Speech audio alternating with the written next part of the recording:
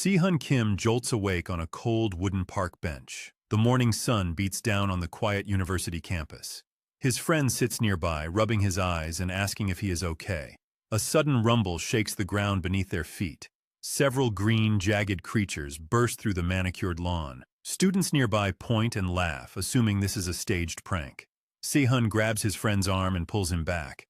He warns his friend to stay away from the gathering crowd. A shrill scream pierces the air, silencing the laughter. A goblin swings a rusted blade, slicing through a student's torso. Blood sprays across the concrete as chaos erupts in the plaza. The girl beside Si-hun trembles, her eyes wide with terror. She asks if the monsters are real while the massacre continues. A goblin lunges toward them with a jagged, toothy grin. Si-hun does not flinch, his expression hardening into a cold mask. He knows the patterns of these beasts from a life of regret. Suddenly, Jisoo leaps between Si-hun and the encroaching monster. The young man freezes, surprised by her sudden act of bravery. He remembers her only as a distant acquaintance from his college days. He shakes off the memory of his own cowardice from a decade ago. Si-hun lunges forward, his movements practiced and lethal. He smashes a fist into the goblin's chin with crushing force. He rips the sword from the monster's hands in one fluid motion. He shoves the blade back into the creature's throat. He tells the dying beast that it should try not to lose its weapon again. The world Si-hun remembers ended in total extinction for humanity. He had been the last survivor on a ruined, desolate Earth. The gods had offered a secret reward to the final human. That reward granted him a second chance to alter his grim fate. He traveled 10 years into the past, armed with forbidden knowledge. The system's true, cruel intentions were no longer a mystery to him. His second game began the moment he drew that first breath. A player earns points based on their performance in every task. Si-hun possesses 700,000 points carried from his previous life. He stands as a veteran in a world of confused, helpless novices. Glowing spheres descend from the sky, drifting over the campus. A booming voice announces the start of the gods' lethal game. The voice warns that those who fail their tasks will perish. Si-hun scans the area, careful to hide his true capabilities. He knows the floating spheres serve as eyes for the Grandmaster. If he acts too powerful, the gods will increase the difficulty. A goblin charges at him, shrieking with mindless hunger. Si-hun catches the beast, feigning a struggle to mask his strength. He wants the watchers to believe he is just another weak survivor. Jisoo examines the floating system windows appearing in the air. She remains strangely calm as she processes their new reality. Si-hun notices her composure and keeps his own movements measured. A new pop-up window glows before them, displaying the main task. The goal is to escape the university campus within 2 days. Many goblins will hunt them while they navigate the school grounds. Prizes await those who complete the objective with high efficiency. The Game Master encourages all participants to fight actively. The task is marked as Level E, a simple start for the strong. Si-hun cannot afford to linger as monsters swarm the area. He grabs Jisoo's hand and sprints toward the gate. Monsters chase them, but they weave through the panicked crowd. Jisoo watches as others fall, but she cannot stop to help. They reach a secluded, quiet corner of the botanical garden. Si-hun recognizes this spot as a permanent safe zone. He had found this place by accident during his first timeline. The goblins slam their swords against an invisible, shimmering barrier. The monsters eventually grow frustrated and turn away to find easier prey. Si-hun suggests they rest for a moment to catch their breath. He stares at Jisoo, planning how to equip her for battle.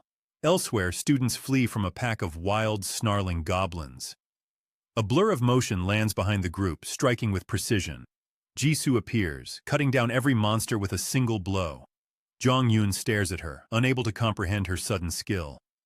3 hours earlier, Jisoo had rested in the safe zone. She checked her phone, trying to make sense of the world. Si-hun watched the sky, tracking the observers with a wary eye. The gods watch players through these spheres for their own amusement. An observer named Arcadis currently hovers over their location. Si-hun acts as dull as possible to drive the observer away. Arcadis loses interest after 30 minutes and drifts toward the horizon. Si-hun breathes a sigh of relief as the sphere disappears. He opens the system form, a private window only he can see. The interface looks like a standard Earth web browser. He joins an anonymous chat room labeled as User 48. A user called Greek Boss demands an immediate introduction. Other users explain that anonymity is the rule of the game. The gods discuss their servers and the players they monitor. They mention Arcadis and complain that his quests are boring. One user jokes about a guy who took a cute girl into hiding. Sehun ignores the chatter and opens the digital DLC store. The screen displays a shelf of powerful, high-quality items. A player transfer item remains locked behind the main quest objective. His eyes lock onto a multiplayer package for solo players. The cube allows him to create groups with unique advantages. It costs 20,000 points, a trivial sum for his reserves.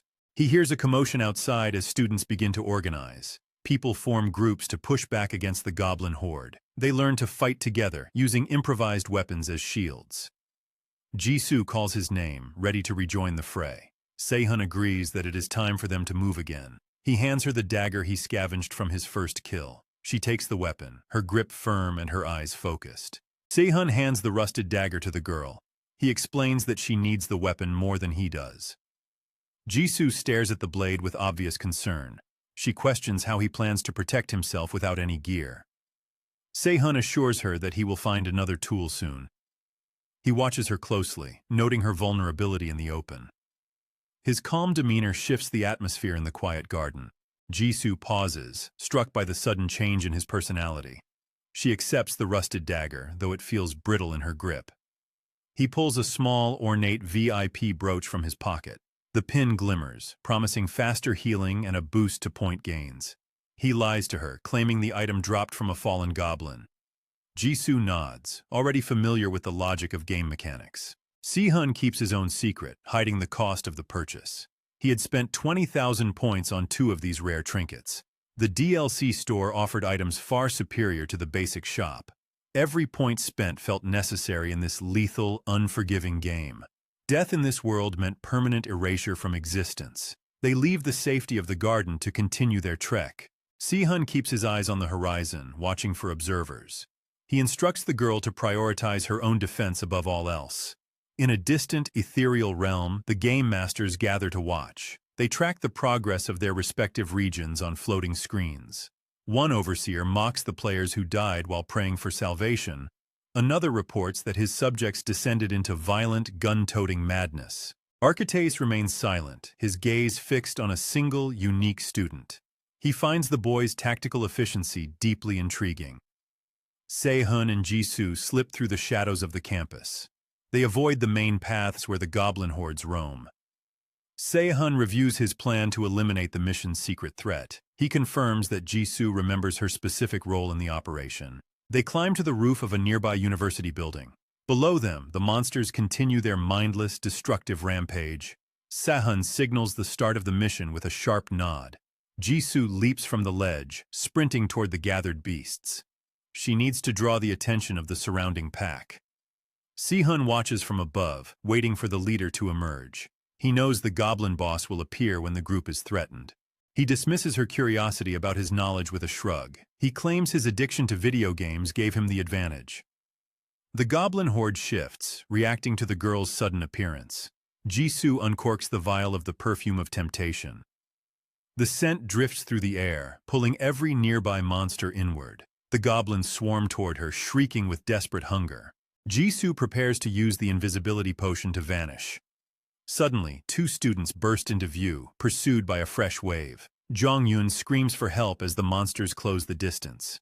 Jisoo hesitates, torn between the plan and her conscience. She remembers Sehun's words about the value of survivors. She drops from her position, striking the goblins with lethal precision. Her movements feel unnaturally light as she cuts through the horde. Jongyun stares in terror, his loud, panicked shouting filling the air. Jisoo feels a surge of annoyance at his cowardice. She turns toward him, her face twisting in sudden anger. A strange, overwhelming sensation floods her veins. Her breath hitches, and her vision begins to blur. She tries to reach for the invisibility potion in her pouch. Her fingers fail her, and the glass vial shatters on the pavement. She remains standing, her expression shifting into an eerie, calm smile. The goblins surround her, sensing the shift in her energy. Sehun watches the scene from the rooftop, his jaw tight. He turns his focus to the true danger lurking nearby.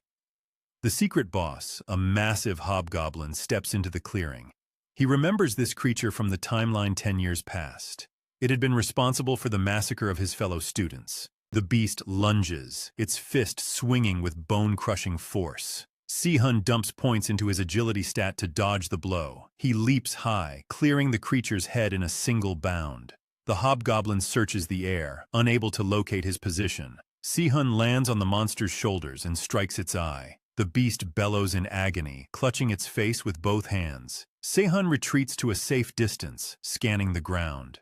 He picks up a heavy rock and adds points to his strength. He hurls the stone, knocking the creature's sword into the air. He catches the blade mid-flight, his movements fluid and precise. With a single, clean strike, he severs the monster's head. The system chimes, signaling the death of the secret boss.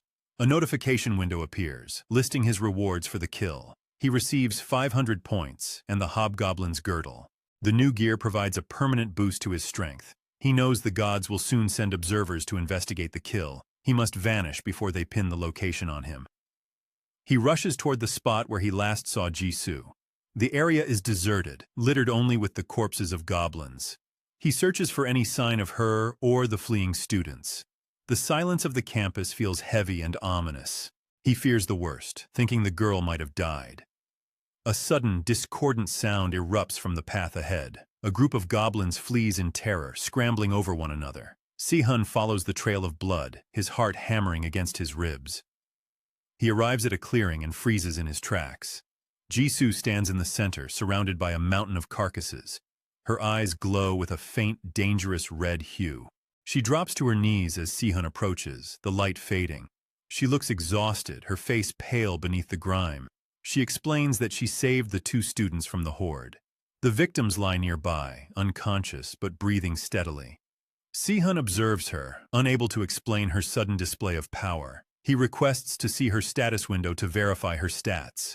He scans the numbers, finding them higher than a standard player. One crimson skill stands out at the bottom of the list. The passive ability is titled Celestial Slayer. He recognizes the name from his previous life. A man known as the Blood Demon once wielded this trait. It granted the user mastery over forbidden, ancient martial arts. The world seemed to hold secrets he had yet to uncover. Si-hun studies Jisoo as she stands amidst the carnage. He recognizes the Celestial Slayer trait from his memories of a powerful fighter. The passive ability grants immense strength, but carries a grave risk of madness. Jisoo appears calm, yet he vows to monitor her every movement. He decides to reveal only the essential details of her new power. He explains that her strength increases in proportion to the blood she witnesses. Jisoo glances down at the crimson stains coating her short blade. Her eyes shift instantly, glowing with an intense, predatory red light. The hunger for combat surges through her frame once more. Si-hun reaches out and firmly takes the dagger from her grasp. The sudden loss of the weapon breaks her dangerous, focused trance. He warns her that overusing the skill will surely lead to her demise. Despite the peril, he notes her lack of injuries after the brutal fight. The Celestial Slayer's passive healing works in tandem with her magical brooch. Her recovery rate is truly exceptional for a new player. He decides that her unique talents make her an ideal ally. Si-hun proposes that they form a formal party together. Jisoo blushes deeply, clearly misunderstanding his sudden request. He clarifies that he only intends to create a strategic combat group. She nods in understanding, having played similar games in the past. Si-hun opens the DLC shop and purchases the multiplayer access package. He sends an invite, and their systems link with a soft chime. He realizes that being in a party allows for the sharing of traits. This connection could make him even stronger than in his previous life. He checks his interface but finds no abilities currently available to transfer. The system requires an exchange of skills rather than a simple gift. He considers sharing a specific technique but decides to save it for later. The arrival of divine observers signals that the gods have noticed the boss's death. He is relieved that no one witnessed him land the final blow. Jong-yun stirs on the ground, his groans breaking the heavy silence. He stands up and immediately begins complaining to Jisoo. Jisoo ignores his whining, preferring it to his previous attempts at flirting. Se-hun steps forward and demands to know why they were scouting near the danger. Jong-yun tries to insult him, but a blade flashes against his throat. Jisoo holds the knife with a cold, terrifying expression. Jong-yun stops his shouting, his face pale with sudden fear. He explains that he and his partner were ordered to check the perimeter. He admits they were sent to relay information to a larger group. Se-hun presses for the identity of the person giving these orders. Jong-yun attempts to resist, but the blade pricks his skin. He confesses that he was chosen for this task by drawing lots. The existence of a leader with such influence intrigues Se-hun. He orders Jong-yun to lead them to the rest of the survivors. Jong-yun hesitates, but a goblin suddenly leaps from the shadows. The monster charges at them with a rusted, jagged blade. Se-hun moves with a blur of speed, crushing the creature's skull instantly. Jong-yun stares at the corpse, realizing his own insignificance. The goblins clearly prioritized attacking the weakest target first. Jong-yun decides to cooperate and begins walking toward the gym. They pass through the campus, witnessing the scale of the ongoing slaughter. The gymnasium doors stand partially open, revealing a makeshift sanctuary. Inside, dozens of students huddle together in the dim light. Many are wounded, their faces tight with shock and exhaustion. A tall, handsome student stands at the front of the room. Se-hun recognizes the student council president, Jong-yun. The president is a natural leader, calm and seemingly trustworthy. Se-hun suspects the gods have already marked him as a potential avatar. Jong-yun rushes toward the president, eager to report their return. Se-hun grabs his arm, preventing him from revealing their presence too soon. They must depart the school grounds before the situation worsens. Se-hun explains that the hobgoblin boss has perished. The remaining goblins are scattered and leaderless, creating a perfect window for escape. He points to the mission timer, which shows 37 hours remaining. If they stay, the school will become a graveyard for everyone inside. He realizes the president lacks deeper knowledge of the game's mechanics. Convincing him to lead the group away is their best chance for survival. The gods are watching, and Se-hun must remain careful with his words. Another student steps forward, blocking their path to the president. It is Dong-hun Park, the student council's vice president. Se-hun's eyes darken as he remembers the man's future betrayals. Dong-hun urges the president to ignore Se-hun's advice. He argues that waiting for the police is the only logical choice. He points to the injured students as a reason to stay put. Dong-hun looks at Se-hun with suspicion and dismissive arrogance. He assumes Se-hun is just a lucky survivor who has grown reckless. Se-hun stands silently, watching the tension rise within the room. He knows exactly what kind of person Dong-hun truly is. Dong-hun Park stands near the center of the gymnasium. His eyes dart across the room with calculated detachment. Se-hun watches him, recognizing the familiar glint of a psychopath. Dong-hun thrives on the chaos of crumbling alliances. He prefers to watch groups fracture from within rather than lead them.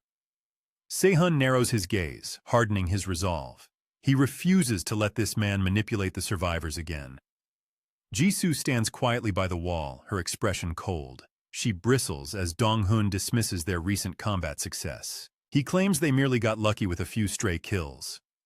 Jisoo pulls out her phone and displays the gore-stained logs. She offers to lead him outside to witness the carnage herself.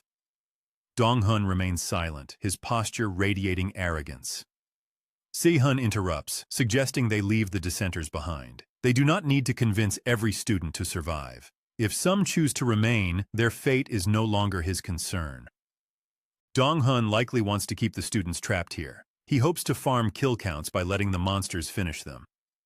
Se-hun knows that saving lives offers greater potential rewards. Staying behind would also make him the primary target for suspicion. Jong-yun stands near the front, absorbing the tense exchange. He finally decides to trust Se-hun and initiate the evacuation. Dong-hun has no choice but to follow the group's decision. His reluctance confirms he is merely playing a part. Se-hun suspects the gods have already marked Dong-hun as an avatar. Jong-yun begins shouting instructions to the terrified survivors. The scout team shares the latest intel on the hallway threats. Many goblins linger outside, but they lack a cohesive strategy, a stubborn teacher argues, warning of the risks of moving. He prioritizes semester scores over the encroaching apocalypse. The students scramble, grabbing makeshift weapons from the gym storage. They form a tight formation near the gymnasium exit. Jisoo glances at Se-hun, questioning the safety of their path. He nods, confident the area is clear of the hobgoblin boss. He keeps his true suspicion about Dong-hun hidden from the crowd. The group pushes through the double doors into the hallway. Goblins begin to emerge from the shadows, chattering in the dark. Yong-yun keeps the students close to prevent any stragglers. His leadership keeps the panicked crowd moving toward the main entrance. A harsh notification sound echoes through the air. A system message flashes in red text above their heads. The quest difficulty spikes from E rank to D rank instantly. The floor ripples, sending vibrations through the soles of their shoes. A massive, hulking shape materializes in the center of the lobby. The Minotaur stands motionless, its breath misting in the cold air. It looms over the students, casting a shadow 5 meters long. The monster is a sentinel, a creature meant for much later levels. It is a C-class beast, designed to be mathematically unbeatable. The students freeze, their faces drained of all color. Dong-hun prepares to scream for everyone to flee. Jisoo lunges forward, clamping a hand over his mouth. A student in the back breaks rank and sprints toward the stairs. The Minotaur lets out a deafening, bone-shaking roar. The sound paralyzes the remaining group with a fear status effect. The fleeing student trips as the Minotaur lunges forward. A massive, fur-covered fist strikes the student into the wall. The professor who argued earlier is caught by the beast. The monster rips through his defenses with a single swipe. Blood splatters across the pristine floorboards of the entrance. Running is a death sentence against such raw power. Yong-yun hesitates, his eyes searching for a viable strategy. Se-hun steps out from the formation, calm and collected. He volunteers to serve as the bait for the creature. Yong-yun tries to protest, but Se-hun is already moving. The MC picks up a scrap of bright red fabric. He waves the cloth, drawing the Minotaur's golden eyes. Se-hun shouts for the others to sprint toward the main gate. Yong-yun screams the order, and the students obey. A system chime rewards Yong-yun with the commanding shout skill. The survivors pour out of the entrance into the daylight. Se-hun dances just out of reach of the Minotaur's reach. The beast slams its fists into the walls, missing him by inches. The group gathers outside, panting and checking their wounds. They have cleared the quest objective within the time limit. Yong-yun turns back to assist Se-hun, but a barrier blocks his path. A translucent wall of energy seals the gymnasium exit shut.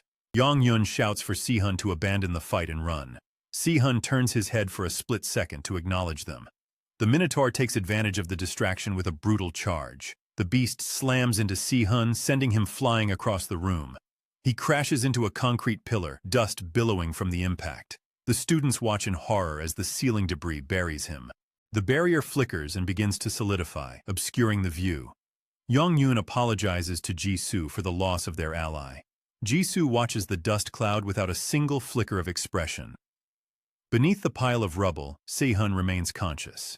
He coughs, wiping a trickle of blood from his lip. His past life was defined by cold, selfish survival. The gratitude he saw in Yong-yun's eyes felt strange to him. He was never the strongest or the most talented player. He simply learned how to outlast the stronger competitors. This time, he chooses to walk a different path. He waits until he is certain the observers have left the area. He stands up, brushing the concrete dust from his shoulders. He taunts the Minotaur, gesturing for another round of combat. The beast snorts, surprised that its prey still draws breath. Se-hun had dumped his remaining points into health before the impact. He confirms his theory about the Sentinel's stat limitations. The monster's power is capped at the level of a rank 10 player. He tightens his grip on his weapon, focusing his intent. The Minotaur charges again, tearing gashes into the floor. Se-hun prepares to dump his remaining points into strength. Se-hun grips the Minotaur by its thick, curved horns. He pulls the hobgoblin's stolen girdle tight around his waist. A surge of raw energy flows through his veins. His strength stat jumps by 10 points in an instant. The system limit for the quest shatters beneath his feet. He snaps the Minotaur's left horn off with a sickening crack. The beast staggers backward, its eyes wide with sudden panic. Se-hun launches himself into the air with a forceful leap. His boot connects squarely with the monster's heavy snout. The massive creature flies backward, crashing into the gymnasium wall. The main quest notification chimes in the air above him. He earns the top rank of platinum for his brutal performance. He stares at the glowing text with a hint of dissatisfaction. The reward feels meager compared to the risks he survived. He waits for the system to process his final spoils. The barrier surrounding the gymnasium exit fades into nothingness. Jisoo stands just outside the door, waiting in the silence. She checks her party interface, confirming his health status. She knew he survived the collapse all along. He approaches her, keeping his expression neutral and guarded. She asks him about his final performance rank. He confirms the platinum rating with a curt nod. She reveals her own gold rank with a small shrug. The system distributes the remaining rewards to the survivors. He gains the self-sacrifice achievement for his earlier actions. A rare material called adaptive orichalcum appears in his inventory. 2 new upgradable skills manifest in his mental menu. Final Hour grants him a temporary boost to attack power. Regeneration allows his body to knit wounds together automatically. He notes that these skills are bonuses for defeating the Sentinel. He wishes for an S-tier skill like the Celestial Slayer. A new quest notification blinks into existence before them. The objective directs them toward the Loom World Tower. The difficulty is set to C rank with a 2-day limit. He recognizes the mission from his previous life. He knows the path ahead better than any other player. Jisoo refuses to join the other students at the tower. She dislikes the strange aura radiating from Dong-hun. She senses his hidden motives without needing any explanation. Sehun asks if she has accepted any avatar requests yet.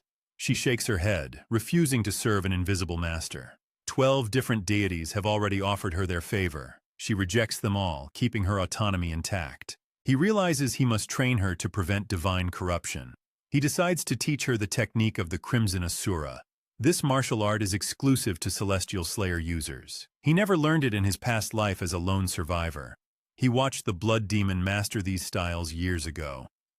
Jisoo begins her training, her progress moving with terrifying speed. They find shelter in an abandoned cafe to rest.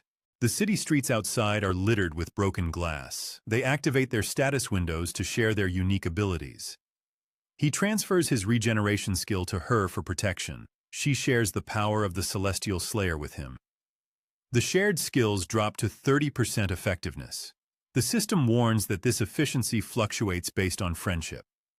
She frowns at the basic nature of the regeneration skill. He explains that endurance is the foundation of every attack. She considers his logic, realizing the tactical advantage. He checks the divine discussion boards on his holographic interface. A god named An Honest Life dominates the feed. He recognizes the name as the Patron of Dong-hun. The chat is filled with petty arguments and useless chatter. A user named Young Jester complains about her incompetent avatar. Sehun contacts her, masking his identity behind a private profile. He persuades her to grant him access to her observer. A window opens, showing a police officer kneeling before a girl. The girl screams, scrambling away in a blind panic. Sehun identifies the officer as a key figure for the tower. He closes the window and turns to Jisoo. They depart the cafe, heading in the opposite direction of the tower. The streets are filthy, coated in layers of grime and neglect. Jisoo assumes the monsters destroyed the city infrastructure. Sehun knows the truth is much darker than that. Human looters destroyed these buildings long before the monsters arrived. Law and order collapsed the moment the system appeared. He leads her through the shadows of the ruined district. They move quickly to avoid being spotted by divine observers. The path ahead remains dangerous, but his knowledge provides an edge. He keeps his eyes on the horizon, searching for the tower. Jisoo follows him, her movements becoming more fluid with training. They are no longer just survivors in a dying world. He intends to rewrite his history with her by his side. The second quest timer ticks down in the upper corner. They reach the edge of the city limits by dusk. He stops to verify their supplies before the next encounter. She watches the horizon, her hand resting on her weapon. He knows they are being watched, even if he cannot see them. They prepare to enter the Loom World Tower at dawn. Television screens in the city flicker with chaotic news reports. Broadcasters struggle to explain the global surge of monsters. A feral goblin creeps through the shadows of an alleyway. It lunges toward Jisoo with a rusted, jagged blade. She pivots on her heel, striking the creature mid-air. The monster collapses, leaving a splatter of dark blood on her sleeve. She glares at the blood, wiping her blade with a look of disdain. The blunt edge of her sword clearly frustrated her efforts. Sehun watches her, noting the efficiency of her combat style. His Celestial Slayer trait grants him a modest 30% boost. Her own power surges at a full 100% capacity. He offers to help her find a superior weapon for their journey. They navigate through the ruined streets toward a looming bank building. The structure stands silent, stripped of its former financial purpose. Inside, the lobby is a wreck of shattered glass and overturned desks. A man in a police uniform stands guard over a group of cowering civilians. He blocks a group of armed robbers from reaching the vault. The officer lunges forward, catching a thief off guard. He strikes the robber's wrist, sending a knife clattering across the floor. A swift knee to the midsection sends the attacker reeling backward. Another bandit attempts a sneak attack from the shadows. The officer pivots, planting a clean punch into the man's stomach. The criminal hits the wall and slides to the floor, unconscious. Si-hun and Ji-soo watch the display from the safety of the doorway. He confirms that this officer is the target they require. The man notices them and gestures for them to approach. He warns them that the bank is far too dangerous for civilians. Si-hun steps forward, his gaze locked on the officer's face. He addresses the man directly by the name of Mina Lee. The officer freezes, his composure shattering in a single instant. He claims his name is Gyeongchil Nam, but his voice wavers. Ji-soo steps closer, noticing his rapid, uneven heart rate. She reaches out and firmly grabs his arm to test his resolve. The officer flinches, his facade crumbling under their scrutiny. Si-hun asks who they are, leaving no room for further deception. A strange, glowing observer orb descends from the ceiling to watch them. The officer sighs, letting his shoulders drop in defeat. A ripple of light washes over his frame, distorting his appearance. The middle-aged man fades, replaced by the form of a teenage girl. She stands in the uniform, looking annoyed at her failed plan. She reveals she knocked the real officer unconscious to steal his identity. She demands to know why they are interfering with her business. Si-hun knows she is merely using the chaos to rob the vault. She had lured the robbers here to clear out the building's defenses. Once the bank was empty, she intended to claim the fortune herself. Si-hun recognizes these manipulation tactics from his previous life. He realizes she and Dongguan were once the city's top schemers. Mina asks if they plan to report her to the authorities. Si-hun ignores her, telling her she will join their team instead. She laughs, dismissing them as weaker than her own avatar status.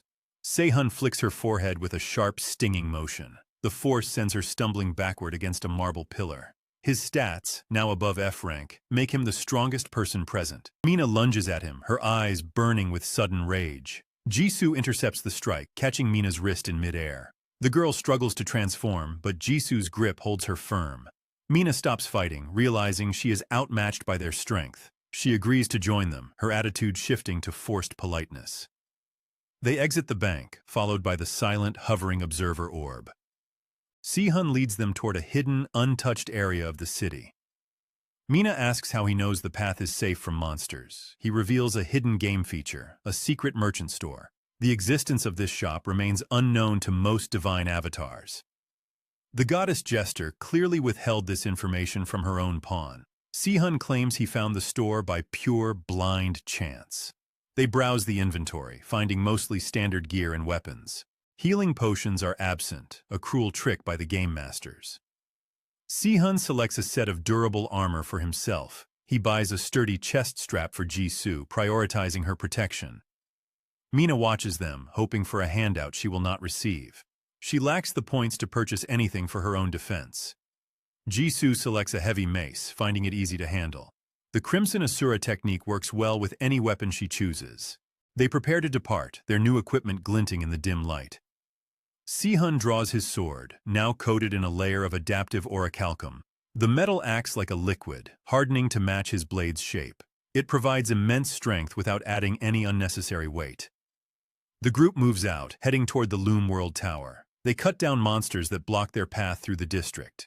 The tower looms in the distance, a massive spike of dark stone. Si-hun knows the second quest begins at the tower's entrance. They reach the gates as the sun begins to set. The atmosphere around the tower feels heavy and suffocating. Ji-soo prepares her mace, her stance balanced and ready. Mina keeps her distance, wary of the power they display. Si-hun steps toward the threshold, his eyes fixed on the path ahead. He is ready to rewrite the history of this dying world. The trio arrives at the Loom World Tower's base. The structure looks unnervingly quiet in the fading light. Without the system interface, the area seems entirely abandoned. Two guards pace back and forth before the main entrance. Se-hun, Ji-soo, and Mina crouch behind a nearby concrete wall. They watch the guards circle the perimeter with practiced vigilance. These sentries likely hunt any outsiders attempting to infiltrate the tower. Mina shifts uncomfortably, her eyes tracking the guard's movements. Se-hun gestures for her to use her unique shape-shifting ability. She hesitates, but the cold look in his eyes forces her compliance. Mina creeps away from the group toward a blind spot. She waits for the guards to turn their backs to one another. Her hand strikes the back of a guard's neck with surgical precision. The man collapses into the shadows without making a sound. Mina's body ripples and shifts into the form of the fallen guard. The second guard notices his partner has vanished from the perimeter. Mina emerges from the wall with her hands held high in surrender. Her movements look stiff and unnatural as she approaches the entrance. The remaining guard waves her through, oblivious to the deception. Inside the tower, a group of players ascends the spiral staircase. They push open the heavy double doors at the peak. A colossal monster looms in the center of the dark chamber. The beast awakens, its eyes glowing with a predatory hunger. The players scramble backward as the monster launches its assault. One by one, the adventurers are snatched up by the creature. None of the players manage to escape the monster's massive jaws. The final 5 survivors race toward the only exit door. The beast slams its tail down, sealing the path with its body. Within seconds, the remaining players are crushed against the stone floor. Back at the subway entrance, Mina reports her findings to Se-hun. The boss chamber sits at the very summit of the tower. Only teams starting from the same location can enter the boss room. 2 separate factions currently vie for the right to challenge the stage. The losers of this mission face a lethal system penalty. Jong-Yun Lee stands guard at the entrance of the subway base. He stares in shock as Se-hun approaches him in the hallway. Jong-Yun bows slightly, his posture reflecting a newfound nervous respect. Se-hun asks to speak with the student council president immediately. The surrounding crowd whispers as Se-hun walks past the living quarters. Onlookers identify him as the man who fought the Sentinel. Mina watches Se-hun, trying to reconcile his legend with the man himself. Jong-Yun rushes forward and pulls Se-hun into a relieved, friendly embrace. They gather in a private corner to discuss the tower situation. Jong-Yun confirms they arrived too late to claim the first quest. This matches the intelligence Mina gathered from her infiltration mission. They must defeat the boss before the enemy team succeeds above them. Se-hun notes their group lacks the strength for a direct confrontation. He proposes a plan to lure the rivals from their high position. Jong-Yun confirms the other team reported the boss at the top floor. Se-hun suspects the creature on the roof is a mere decoy. A true boss always keeps a cluster of minions nearby. The underground levels of the tower remain entirely unexplored by the rivals. A courier from the opposing guild sprints toward their leader's position. Se-hun leads his party toward the enemy guild's temporary headquarters. Dongguan follows behind them, his eyes darting with opportunistic greed. Jong-Yun whispers his concerns about negotiating with such dangerous people. The opposing guild consists of escaped prisoners known as the Sins. They are famous for their brutality in the post-apocalyptic world. Ju-hun Kim sits on a throne of debris, watching their arrival. He is the leader of the Sins and a notorious murderer. Jong-Yun steps forward to present a proposal to the group. He suggests the Sins proceed to fight the rooftop monster alone. Ju-hun sneers, knowing he intended to claim the boss regardless. Jong-Yun lies, claiming his group has no hope of winning. He offers the Sins the path to the boss without any resistance. Ju-hun narrows his eyes, searching for a hidden trap. Se-hun recognizes the distinct dark energy radiating from the man's skin. Ju-hun is clearly an avatar of the god Hades. The Sins agree to the plan, seeing no risk to themselves. Ju-hun demands a hostage as a guarantee of their cooperation. He points a gloved finger directly at Jisoo. Before anyone can react, Ju-hun lunges at her with a blade. Se-hun intercepts the strike, his sword clashing against the enemy's steel. The 2 men lock weapons, sparks showering the dusty floor. Ju-hun stumbles back, visibly shaken by the strength of the block. He glances at Jisoo, sensing a terrifying aura from her presence. The other criminals roar, drawing their weapons to support their leader. Se-hun stands his ground, his gaze cold and entirely unbothered. He demands the Sins honor the agreement to avoid a slaughter. Ju-hun hesitates, his confidence wavering under Se-hun's calm stare. He realizes this young man is far more dangerous than he appeared. The leader of the Sins orders his men to lower their blades. He pivots his attention back to the woman standing behind Se-hun. Jisoo stares back, her presence growing more oppressive by the second. Joo-hun feels a cold shiver crawl up his spine. The criminal boss stands paralyzed before the woman. His eyes widen as he stares at the terrifying aura radiating from her. He compares her presence to a man-eating flower. The surrounding criminals shout for Joo-hun Kim to attack. Joo-hun Kim remains frozen, struggling to draw a single breath. Se-hun places a firm hand on Jisoo's shoulder. The crushing pressure in the room vanishes instantly. Jisoo exhales, her expression softening as her anger recedes. The display of power was small for a celestial slayer. It was more than enough to render the criminal boss helpless. Joo-hun Kim finally regains control of his shaking limbs. He begrudgingly accepts the terms of their deal. Only one member of Se-hun's group must remain as a hostage. Dong-won steps forward to stay with the criminals. The main group turns and walks away from the throne of debris. Joo-hun Kim watches them go, his face twisted in silent rage.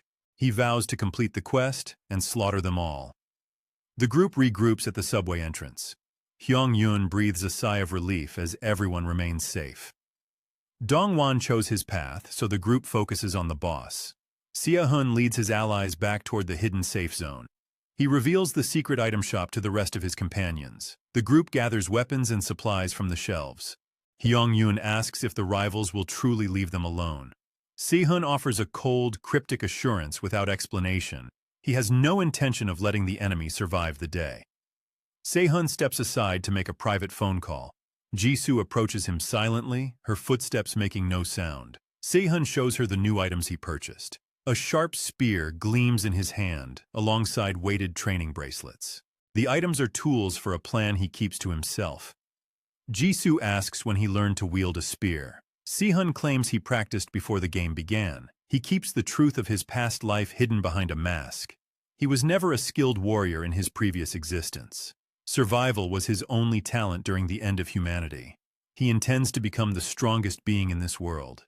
They rejoin Hyung-yoon, who now sports upgraded gear. Hyung-yoon has awakened as an avatar. The nature of his god remains an unanswered question. Se-hun separates from the group with Jisoo. He hands a spear covered in oracle to Hyung-yoon. He orders them to plant the weapon in the boss room. The tip must point directly toward the ceiling. Se-hun promises a signal to their phones at the right moment. The group prepares to execute his complex strategy. Hyung-yoon sends a message to the team's group chat. Dong-won reads the update on his own device. The criminals have failed to kill the boss 3 times. Dong-won decides to betray his new allies. He calls the guard watching over his confinement. He claims to have vital information regarding the quest. He demands an audience with the criminal leader. He believes Joo-hun Kim holds the true power. The guard leads Dong-won through the dark corridors. Hyung-yoon's team descends into the tower's basement. Mutant rats swarm the shadows of the lower levels. The creatures shriek as the flashlights expose their sensitive eyes. The group clears the path with ease. Se-hun moves through the dark, eliminating threats with efficiency. They reach the 3rd underground level. Mina sends a message confirming her entry into the sewers. On the surface, Joo-hun Kim stares at the basilisk. The monster's gaze turns his remaining men to stone. His numbers dwindle as the beast rampages. The guard brings Dong-won into the private chamber. Dong-won reveals the true goal of the rival team. He explains that the rooftop monster is merely a decoy. Joo-hun Kim grips his blade, planning his revenge. Dong-won does not care which side ultimately wins. He assumes his own god will protect him from the penalty.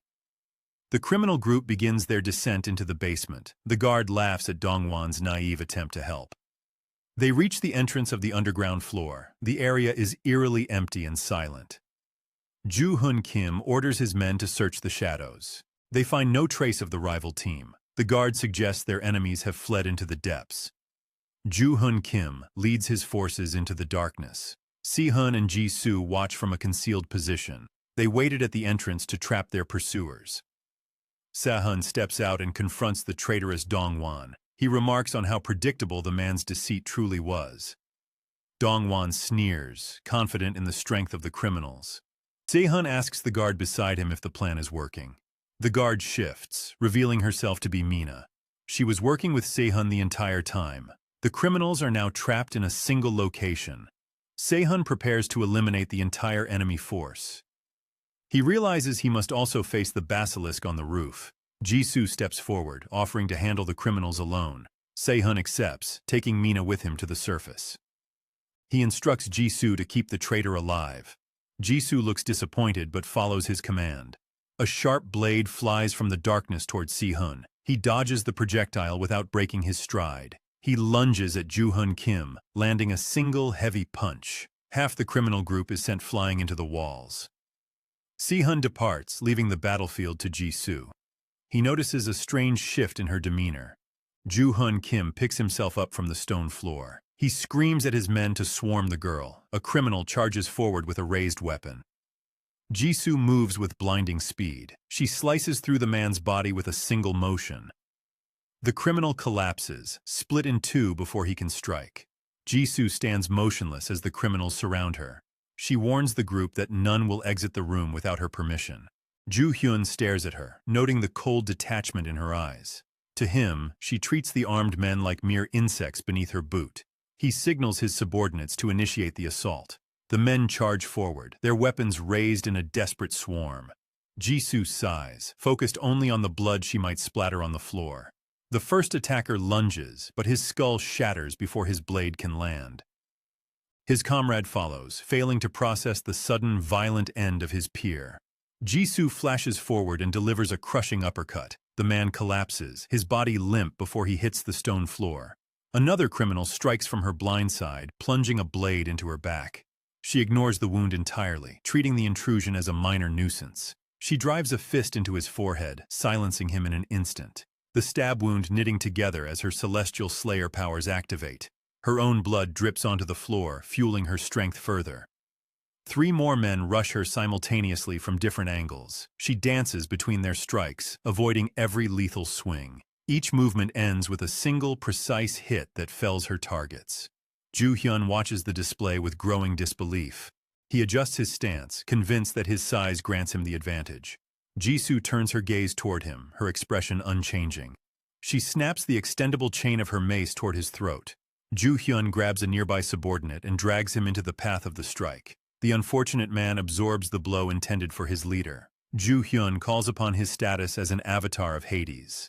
Energy surges through his weapon as he invokes the death sentence. The power guarantees a lethal result for any hit landed within a minute. He grins, certain that this final effort will end the battle.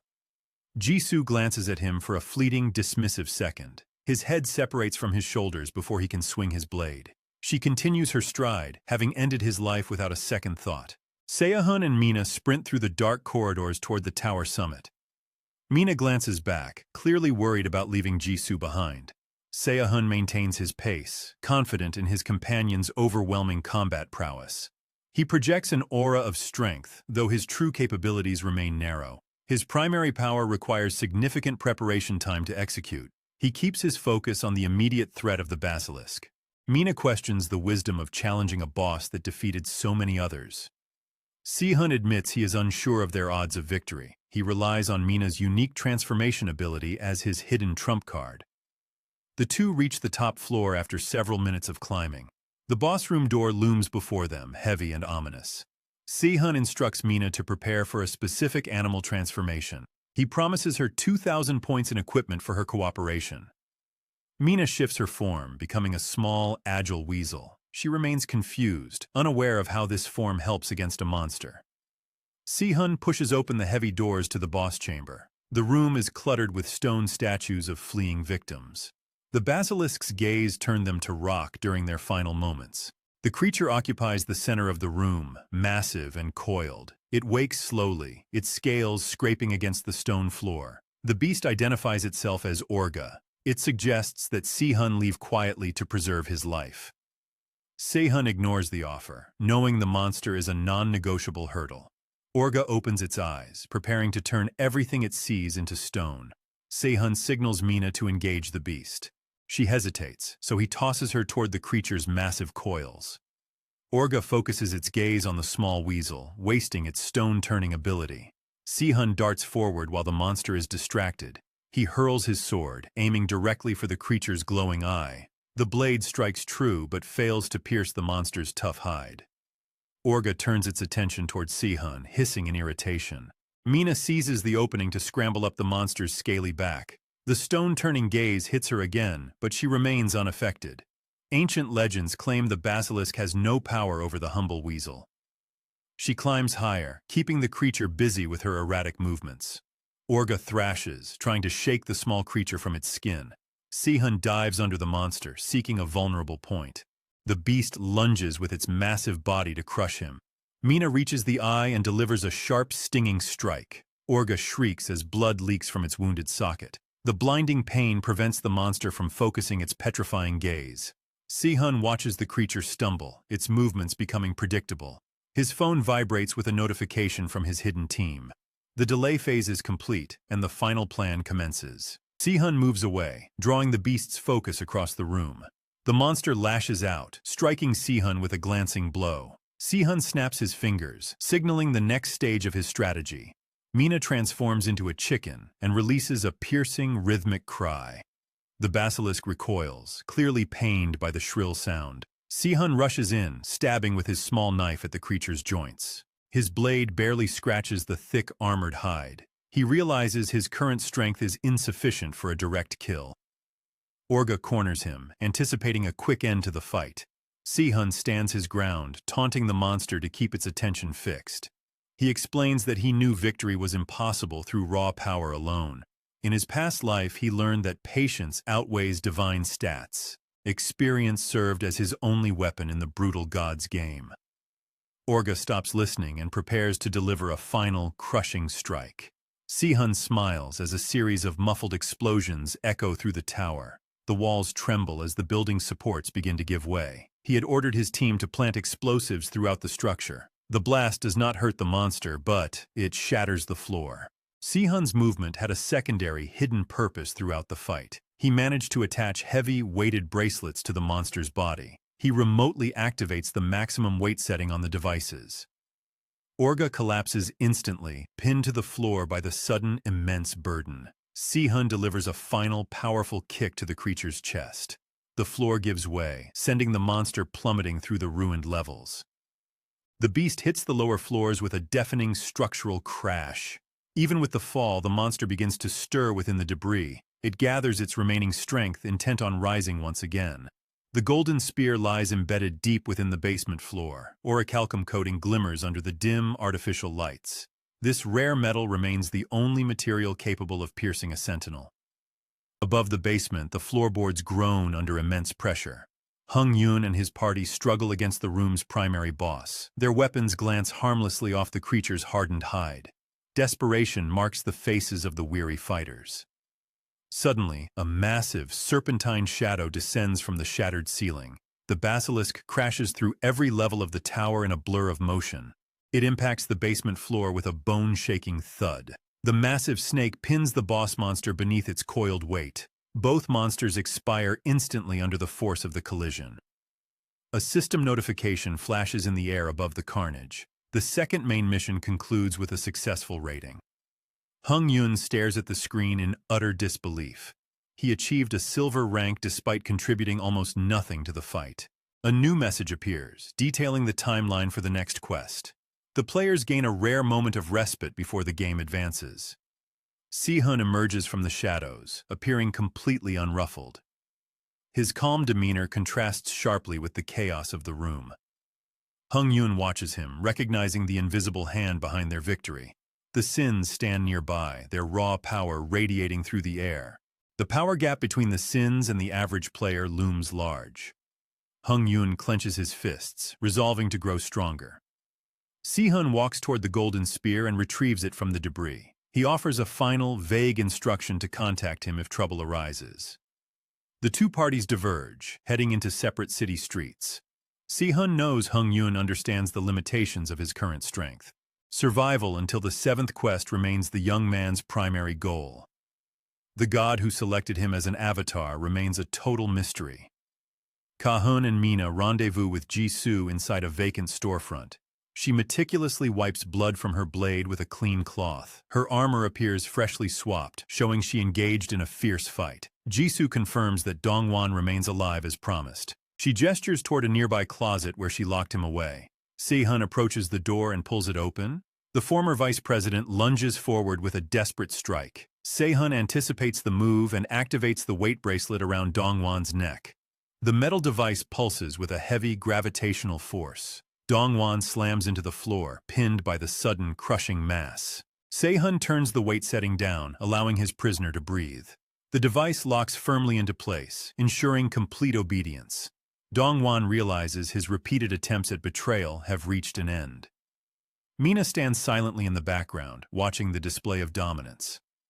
Sehun produces a glowing, ethereal contract from his inventory. He instructs the captive to sign the binding document.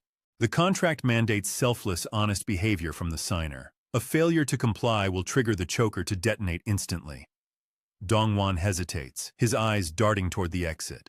Jisoo steps into his line of sight, her weapon drawn and ready. The threat of violence forces his hand against the parchment. He signs the contract and scrambles toward the door. Sehun tracks his movement through the linked bracelet. Jisoo reviews her latest quest rewards on her interface. She achieved a gold tier ranking for her solo efforts. The party members share the remaining spoils of the mission. Jisoo mentions a personal destination she must reach alone. The group agrees to split up, relying on their party tracking system. Sehun turns his attention to Mina, his most reliable ally. He reaches into his inventory and pulls out a shimmering ring. The B-rank stealth ring allows the wearer to vanish from sight. Mina gasps at the rare, high-value item in his palm. Jisoo watches with a hint of envy before nodding in farewell. Sehun continues his journey through the desolate city streets. Observers hover near him, recording his every move after the recent boss kill. He notices Mina trailing behind him at a discreet distance. He wonders about her motives for sticking to his side. Mina catches his gaze and admits she seeks to learn from his power. Her honesty provides a refreshing change from the deception of others. The two approach a group of hostile players guarding a dungeon entrance. Sehun raises his hands in a fake gesture of surrender. He turns away, leading Mina into an alleyway instead. He refuses to engage the guards at their chosen path. Sehun places a hand on the cracked pavement. He activates a new skill obtained as a platinum reward. A blue scan ripples through the ground in a 50-meter radius. The display reveals the boss room located 20 meters below them. Magical barriers protect the dungeon from conventional entry methods. Sehun pulls an excavation drill from his DLC store inventory. He tells Mina the tool is a quest reward. The drill cuts into the concrete with a high-pitched whine.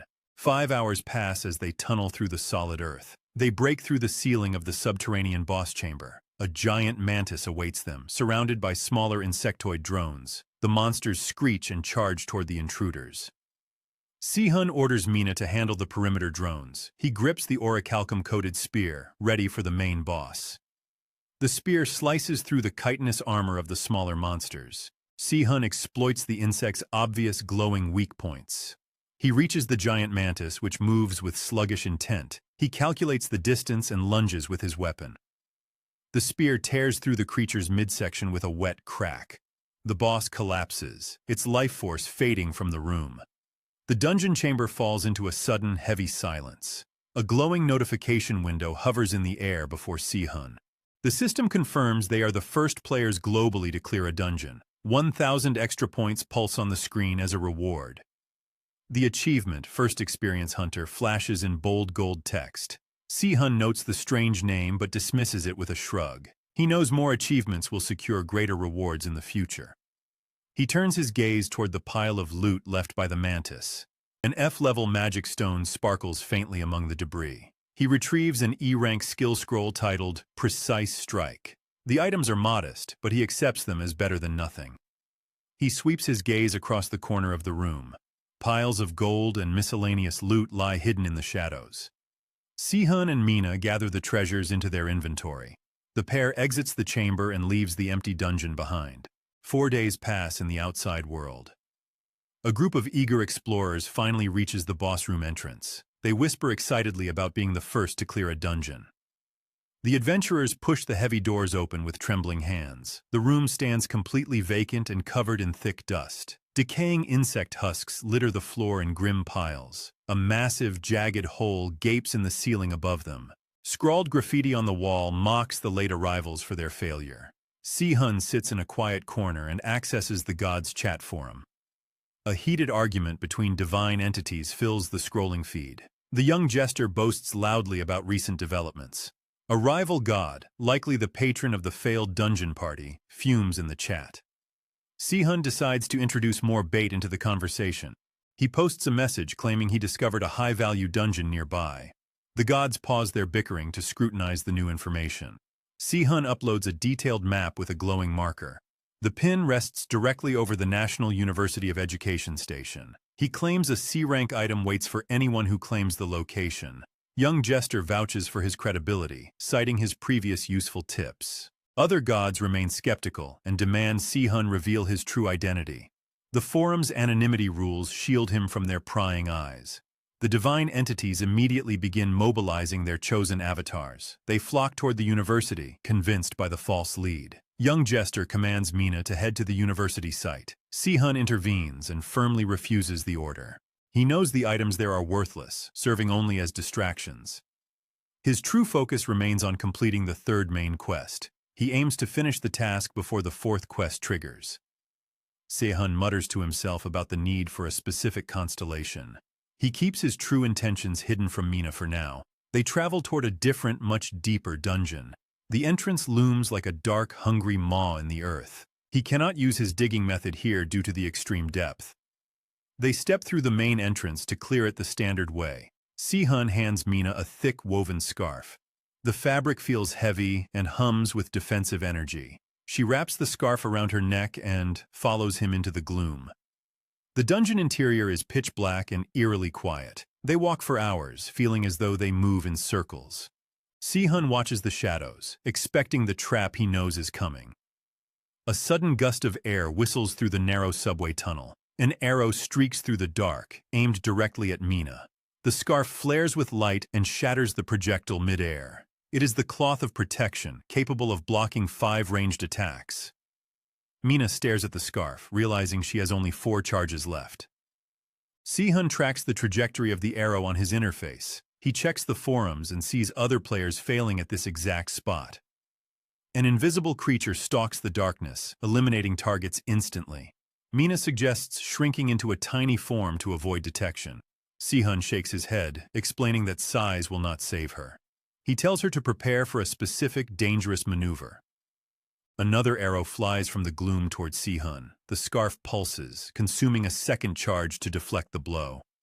Si-hun winds a glowing tracking thread around the arrow's shaft. He tosses the projectile back into the darkness. The thread pulls taut, seeking the source of the attack. It strikes a shadowy figure hiding in the corner. The creature is a ranger of the night, draped in darkness. It moves with unnatural speed through the gloom. Si-hun lunges forward, but the ranger fires another volley. 2 arrows strike him, draining the scarf's protective charges. Only 1 charge remains as the ranger prepares a final shot. The creature pulls its bowstring tight, releasing a lethal arrow. The scarf glows one last time and then disintegrates into dust. Si-hun ignores his vulnerability and closes the distance. The ranger grins, revealing a final, desperate surprise. It aims its bow point-blank at the exposed hero. Si-hun sidesteps the arrow with perfect timing. A small bat descends from the ceiling, carrying a glowing sphere. Mina drops the orb, which detonates in a blinding flash. 10 seconds of pure, white light fill the dungeon tunnel.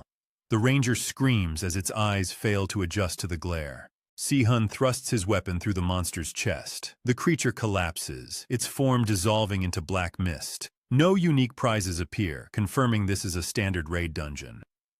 He loots the remains, finding the B-ranked coat of the knight. He also recovers a pair of C-ranked knight's gloves. The system grants him the Shadow Rush ability. He also gains guaranteed shot, ensuring perfect accuracy for his attacks. Si-hun stands amidst the fading loot, his stats rising steadily.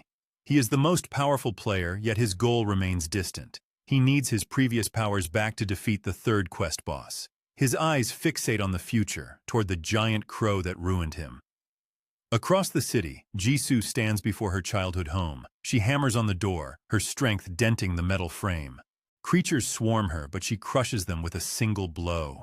She enters the living room, finding the space filled with monsters. She clears the room in seconds, leaving only silence behind. She finds her father's body lying in a pool of dried blood. Tears stream down her face as she kneels beside him. A phone on the nearby table begins to ring incessantly. She answers it, hearing her mother's voice on the other end. Sehun and Mina arrive at their next mission destination. A theme park named Lam World looms ahead in the ruins. Employees stand at the gates, smiling and acting like nothing is wrong. The park remains untouched, as if monsters avoided the area. Sehun surveys the damaged surroundings, feeling an unnatural chill. Mina questions an employee, but the woman only smiles blankly. They step through the gates, entering the eerily clean park. The air smells of artificial sugar and hidden terror. Sehun realizes the crow is using this place as a twisted stage. The staff are human, but they are clearly acting under duress. Every smile hides a deep, paralyzing fear of the unseen.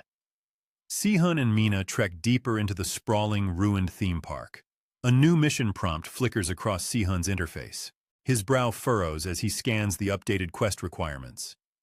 In his previous life, this mission remained a simple D-rank task. Now, the system has escalated the difficulty to C rank. Mina remains occupied with her own quest to collect 5 stamps. Sehun notes the change was clearly the system's doing. He has already defeated 2 sentinels and gained notoriety in the game. The system seems to be adjusting to his growing power. Mina notices his tense expression and asks what is bothering him. He keeps his concerns to himself, offering only a silent nod. He decides to view the increased difficulty as a sign of progress. His actions are successfully altering the future as he intended. They continue walking past rusted, silent carousel horses. Sehun asks Mina if she recognizes the game Roller Coaster Typhoon. She nods, recalling the simulator about managing amusement parks. He explains that a manager in such a game holds total control. The manager can delete tracks mid-ride just to watch the cars crash. Sales and profit mean nothing to a cruel, sadistic overseer. He implies that this park operates under that same twisted logic. The park is controlled by the crow constellation known as Karas. Sehun cannot explain the constellations to her yet. He keeps his warnings vague to avoid revealing his secret knowledge. Civilians are forced to work as staff under constant threat of death. The park treats human lives as disposable entertainment. Powerful monsters exist throughout the world, ranging from mobs to bosses. Sentinels stand at the top of the monster hierarchy. Constellations, however, exist on a completely different level of power. Karas is a low-level constellation, but it still commands divinity.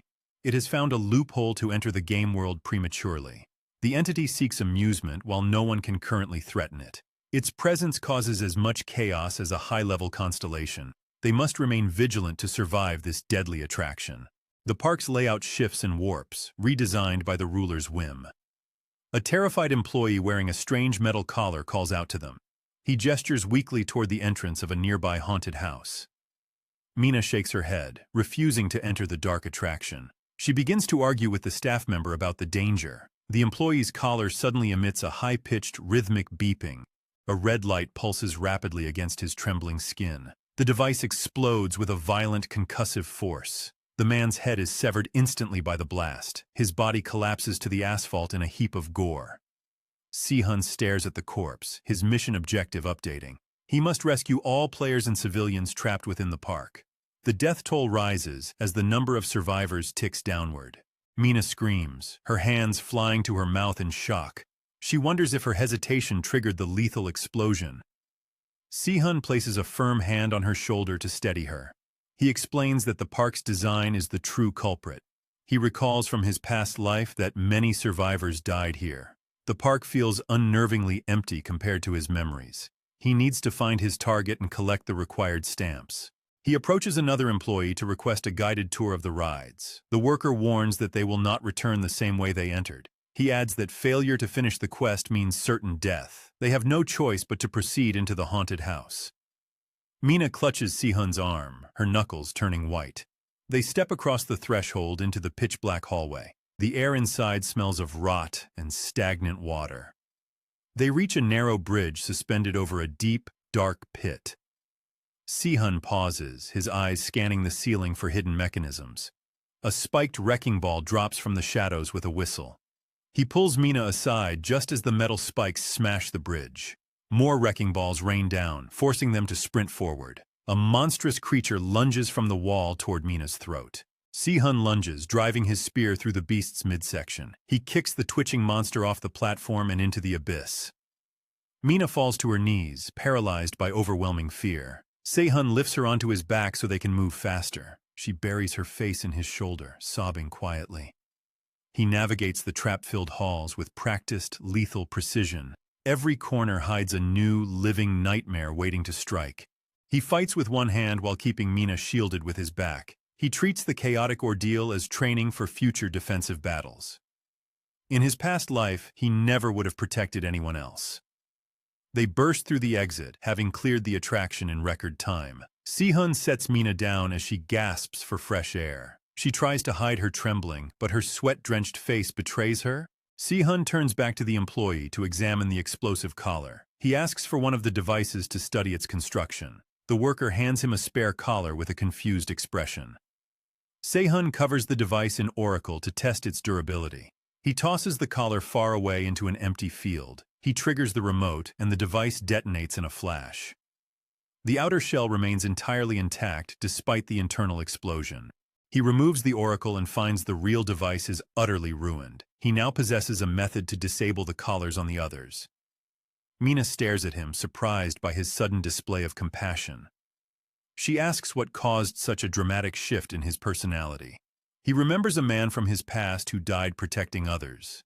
He never helped anyone before, but he wants to change that now. He knows they cannot simply free the staff while monsters roam. The park remains a death trap, even without the explosive collars. They decide to follow the system's demands and gather more data. Mina regains her composure and insists on trying more rides. She believes she can handle the rest of the park attractions. They spend the day moving from one ride to the next. Hours later, Mina realizes her initial optimism was misplaced. The park is a gauntlet of lethal traps disguised as fun. They narrowly escape a roller coaster that lacked any safety restraints. Every attraction is designed to claim their lives. Si-hun watches the sky, his resolve hardening with every passing hour. He will dismantle this twisted game piece by piece. The park grounds shift as evening shadows stretch across the asphalt. Giant monsters loom near the water slides, waiting in the darkening mist. The gyro drop ride creaks, lacking the safety brakes required for a descent. Si-hun notes the haunted house is the only attraction left without a lethal trap. They have collected 4 stamps, leaving only one final objective remaining. The park gates lock, signaling the end of the daily operating hours. Music blares through the speakers, echoing across the empty, desolate paths. Si-hun pulls Mina into the dense bushes to hide from the incoming crowd. Monsters parade through the main street, laughing as they drag human captives along. Si-hun covers Mina's eyes, shielding her from the sight of the tormented victims. A dead player is hoisted high in the air, part of the grotesque procession. The evening show is a display of cruelty designed for the monsters' amusement. Si-hun decides they must relocate to a safer position before they are spotted. He recalls whispers from his past life about a hidden sanctuary within the park. Survivors once used the safari area as a base during the early quests. He suspects the Crow constellation, Keras, bypassed the system to alter the park's layout. They reach the gates of the safari zone, where armed guards stand watch. The guards notice the 4 stamps glowing on Mina's device. Recognizing the power level, the gatekeepers immediately open the barricades. The camp leader only possesses 3 stamps, making Si-hun and Mina rare anomalies. A guard leads them to a quiet corner to rest before alerting his commander. He mentions that 200 survivors, both players and civilians, are hiding here. Si-hun scans the crowd, searching for a specific face among the gathered survivors. He spots a young man sitting with his head bowed in total defeat. This is Seosong, the sole avatar of the god Hephaestus. In his previous life, this man was a legendary crafter of high-end weaponry. Humanity owed their survival to the gear forged by this master blacksmith. However, the man before him looks nothing like the hero from his memories. The original Seosong was a beacon of hope, but this version has clearly given up. Si-hun notices another individual nearby, identified as Seosong's older brother. He remembers that this brother perished during the 3rd quest in his past life. Se-hun and Mina approach the pair to initiate a conversation. Seosong's brother looks up, appearing grateful for the company of strangers. Se-hun observes that the man's eyes remain closed, signaling a total loss of sight. This detail is new, as he does not recall the brother being blind before. Sehun offers a polite introduction to break the tense silence. The brother identifies himself as Changgong, greeting them with a weary smile. Mina remains uncharacteristically quiet, behaving with unusual politeness. Sehun wonders about the strange atmosphere surrounding these two brothers. Changgong grips a simple, worn sword that seems to serve as a walking stick. He admits he is skilled with a blade, though his blindness limits his combat ability. Seosong flinches at the mention of his brother's disability and turns away. Sehun promises to respect their privacy and avoids asking further personal questions. Changgong explains that they narrowly escaped a sentinel that hunted them through the woods. He names the monster as Chao Wang, a creature that patrols the local sector. Sehun frowns, knowing he already killed the previous sentinel, Orga the Basilisk. The system is clearly evolving, adapting its threats to counter Sehun's growing fame. He understands that the system, not the individual GMs, controls these hidden monsters. The world is being partitioned, with the system enforcing new, dangerous rules. Sehun resolves to ignore the confusion for now and focus on tomorrow's survival. Mina falls into a deep sleep, exhausted by the day's traumatic events. Sehun watches her for a moment before noticing a movement near the gate. Changgong is slipping out of the settlement under the cover of darkness. The guards stop him, but he insists he only needs a moment alone. He claims he knows the terrain well enough to navigate despite his blindness. Sehun watches him leave, noticing a Universal Observer drone trailing behind him. The drone would not be tracking a civilian unless something significant was happening. Sehun logs into the Gods Forum to gain access to a better vantage point. He finds the young jester, who greets him with a pleased expression. She has been monitoring his helpful contributions to the chat room. Sehun asks to borrow her private observer, claiming his own has poor night vision. He lies, saying he wants to watch a player who keeps refusing his recruitment offers. The jester laughs, revealing that many gods have tried to claim him as an avatar. She admits she would have chosen him herself if she were not already sponsoring Mina. Sehun ignores her flirtatious tone and insists on using her equipment. She agrees to the request, provided he continues sharing valuable information with her. Sehun focuses the observer on the forest where Changgong has disappeared. The screen shows Changgong waiting in a clearing beneath the moonlight. A glowing white bird descends from the sky, landing on a nearby branch. Changgong kneels before the bird, prepared to deliver a detailed report. Sehun recognizes the bird as Chao Wang, the powerful sentinel Changgong claimed to fear. The creature orders the man to watch Sehun and Mina for any suspicious activity. The sentinel flies away, leaving the brother alone in the dark woods. Sehun recognizes the gravity of the betrayal, having seen many lies in the game. The jester is stunned, unable to believe that a supposed ally is a spy. She asks how he predicted this treachery, but Sehun keeps his reasoning hidden. He recalls Shu's stories of a kind brother who sacrificed everything for others. The reality is far darker, but he decides not to act immediately. He shuts down the forum and waits for the sun to rise. He needs to gather more intelligence before confronting the traitor within the camp. The situation mirrors his past life, save for the presence of the metal-eating monster. Chao Wang is a Bulgasari, a legendary creature that gains strength by consuming metal. Its hide is as hard as steel, rendering standard weapons nearly useless in combat. Sehun knows he must find a way to bypass its defenses during their next encounter. Mina wakes up, sensing his focus and asking about his current plans. She already suspects he is preparing for an impossible confrontation with the Sentinel. Sehun brushes off her concerns, though he knows she understands his true intent. He reflects on the brutal path ahead, knowing the game will only get harder. Sehun stares at the horizon, his mind mapping out the path to victory. He stands up from the damp grass, preparing to leave the safari grounds. He turns to Mina and asks her to watch the two brothers closely. He instructs her to signal him immediately if she notices anything unusual. Sehun exits the town, his gaze set on the patrol route of the Sentinel. Inside a distant, ornate castle, monsters roam through the halls without restraint. Karis, the crow constellation, lies sprawled on the ground amidst the chaotic decor. He finds amusement in the park's disorder, having chosen it as his personal stage. The constellation needs the genuine fear and wonder of players to fuel his event. He shifts his attention to the massive, elephant-like creature standing nearby. Chao Wang, the sentinel, waits for instructions while providing an update on the quest. Karis recalls that most players manage to secure only 3 stamps total. The status window shows that some players already possess 4. Karis loses his smile as he leans in to verify the information himself. The players are nearing the end of the quest without any divine intervention. He watches a recorded video of them navigating the park's deadly rides. He predicts they will surely claim the 5th stamp before the day ends. Karis decides against interference, fearing the complications of acting too early. He reminds himself that he entered this game through a clever loophole. He tells Chao Wang to leave the survivors alone for the time being. He reasons that successful players might encourage others to attempt the attractions. More participants would inevitably lead to more deaths on the dangerous rides. Chao Wang bows his head and exits the castle to begin his patrol. Karis reflects on the sentinel's work ethic, finding him surprisingly diligent. The creature moves toward the perimeter, intent on crushing any life he finds. Si-hun waits in the shadows of a designated path along the patrol route.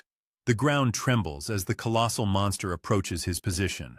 Chao Wang stops, seemingly confused by the human standing still without fear. The beast lifts a massive hand, intent on ending the player's life instantly. Si-hun braces himself, his muscles tensing for the sudden collision. The sentinel's fist crashes into the earth, sending plumes of debris skyward. Si-hun leaps onto the flying chunks of rock, using them as stepping stones. He vaults into the air and closes the distance to the beast's face. He swings his sword with precision, aiming for a vulnerable spot. The blade glances off the creature's hide, failing to leave even a scratch. Chao Wang has clearly been consuming heavy metals during his patrols through the park. The beast moves with a surprising, calculated grace despite its massive frame. Chao Wang pauses in surprise, finding the player's agility far beyond his expectations. Si-hun charges again, his face a mask of silent, focused intensity. He drags his blade across the monster's torso, but the skin holds firm. The sentinel grunts in frustration, bothered by the player's refusal to speak. Si-hun ignores the monster's demands, his eyes locked on the creature's joints. Chao Wang roars, his irritation boiling over into a series of wilder attacks. A massive fist streaks toward Si-hun, forcing a desperate, narrow dodge. Si-hun lands on the monster's arm and sprints upward toward the neck. He identifies several potential weak points, but his current power falls short. He strikes again with all his might, yet the skin remains unmarked. He notes that his weapon remains intact, confirming the beast is not indestructible. The limitation lies in his own current level of strength. Another blow whistles past him, forcing him to dive into a nearby bush. He crouches in the foliage, his heart pounding against his ribs. He recognizes the reality of the threat, confirming why players fear this name. The Sentinel's power suggests that Karis has grown stronger than anticipated. Si-hun abandons his initial plan to defeat the constellation within this park. He needs a more lethal strategy and potentially a different set of tools. Chao Wang tears through the trees in a blind, destructive rage. He screams for the player to emerge and face his inevitable demise. Se-hun is already long gone, having gathered the intelligence he required. He retreats toward the safari, knowing that Susong holds the key to his next move. Back at the campsite, Mina sits with the two brothers. She flips through a park pamphlet to distract herself from the oppressive atmosphere. Changgu asks if she is Se-hun's sibling, noting their different surnames. Mina laughs, wondering aloud if Changgu and Seo-song are truly related. Changgu confirms their brotherhood, despite their outward differences in demeanor. He remarks that Si-hun is an anomaly, having secured 4 stamps so quickly. Mina beams with pride, revealing that she also earned 4 stamps. Si-hun appears suddenly behind her, his presence utterly silent. He disproves her boast with a single sentence, making her jump in surprise. He joins the group, his expression unreadable and calm. Changgu mentions they were discussing the history of his meeting with Mina. He recounts the story of Se-hun catching her while she attempted a robbery. The playful exchange brings a rare, genuine laugh from Changgu. Se-hun cuts the conversation short, asking Changgu for a private word. They walk a short distance into the woods, away from the others. Se-hun stops and turns, confronting Changgu about his secret ties to Chao Wang. Changgu draws his sword in an instant, pressing the blade to Se-hun's throat. He demands to know how the player discovered his hidden allegiance. Se-hun replies that he has his own reliable methods of gathering truth. He tells the brother to fight with everything he possesses. Changgu lunges, his sword cutting through the air towards Si-hun's neck. Se-hun dodges the strike, his movements fluid and perfectly timed. He shifts his stance, preparing to counter the brothers' aggressive assault. Chang-gu launches a flurry of strikes, his blade seeking Se-hun's face. The blind man fights with a perfect internal vision of his surroundings. He realizes Se-hun is a master of combat and adjusts his pressure. Chang-gu decides that death is the only way to silence the threat. He rushes forward, his posture telegraphing a lethal final blow. Se-hun catches the blade with his bare hands, stopping the momentum cold. He observes the stats beneath the surface, noting the high agility and strength. Chang-gu pulls back, breathless, and initiates a new chain of attacks. Se-hun blocks every strike, the night gloves protecting his hands from injury. It becomes clear that Se-hun's power far exceeds that of the swordsman. They both lower their weapons, the tension in the air slowly dissipating. Se-hun asks why a man of such skill would serve a monster like Chao Wang. Chang-gu's gaze drops, his silence speaking volumes about his internal burden. He explains the agreement he made to ensure Se-song's safety. He once tried to confront the sentinel alone to protect his younger brother. The battle ended in disaster, costing him his sight and his pride. Chao Wang viewed him as a plaything, forcing him into this life of servitude. Se-song witnessed the defeat and lost all will to continue fighting. Chang-gu now lives in a cycle of betrayal, all to keep his brother alive. He has acted as a spy since the day he first entered the park. He continues to provide reports, hoping the sentinel will eventually show mercy. Se-hun stands in the dim forest, his gaze steady as he speaks to Chang-gu. He suggests that Chang-gu's secret role can serve as a vital asset. They intend to use the spy's position to track the movements of Chao Wang. The monster currently keeps Chang-gu on a tight leash to monitor the players. Se-hun confirms his plan to confront the beast in exactly 1 week. Chang-gu doubts that any conventional attack can pierce the sentinel's thick hide. Se-hun remains unmoved, recalling the brutal lessons from his previous life. He knows the creature is not invincible, despite its immense physical durability. Without a final word, Se-hun turns away and walks toward the camp. He instructs Chang-gu to relay every scrap of intelligence he gathers. Time is a luxury they no longer possess. Chang-gu finds Se-song and begins the difficult task of explaining the truth. The young boy stares at his brother in shock, hurt by the hidden deception. Chang-gu admits he only kept the secret to shield his brother from despair. Se-song refuses to accept the excuse, fearing for his brother's life. Mina and Se-hun watch the tense confrontation from the shadows of the trees. The girl finally grasps why Se-hun insisted she keep watch over the brothers. The group gathers to finalize the strategy for the coming battle. Mina questions the wisdom of facing such a lethal monster again. She chooses to focus on her own mission, leaving the fight to the others. The decision proves foolish as Chao Wang hunts for players in the vicinity. Mina finds herself targeted by the monster's relentless search. She reluctantly rejoins the survivors as Se-song arrives to discuss the plan. They have only 7 days before the sentinel launches its final assault. Se-hun looks at Se-song, knowing the boy holds the key to their survival. He needs a weapon capable of shattering the monster's metallic defenses. Se-song listens with intense focus, his eagerness to contribute outweighing his fear. Se-hun opens his VIP shop interface and purchases a basic smithing kit. He arranges the tools in a circle for Se-song to access easily. Mina watches the gear appear from thin air, though Se-song ignores the mystery. The boy is simply relieved to finally have a purpose in the group. Se-hun notes that Mina is only 3 years older than the young smith. He gestures for Mina to weave a protective barrier around their workspace. Mina hesitates, surprised by his knowledge of her recently unlocked power. Se-hun remembers her potential from his past life, where she excelled early. She concentrates, and a shimmering, invisible dome settles over their location. The barrier isolates them from the eyes of wandering monsters or curious survivors. Se-hun unloads a collection of rare materials salvaged from his dungeon runs. He places a complex blueprint in front of the young, wide-eyed smith. Se-song studies the design, never having seen such advanced schematics before. Se-hun remains confident that this specific weapon will bring Chao Wang to its knees. Deep in the park, the sentinel roars, frustrated by the lack of reports. Chao Wang assumed the powerful player would be easy to track through stamps.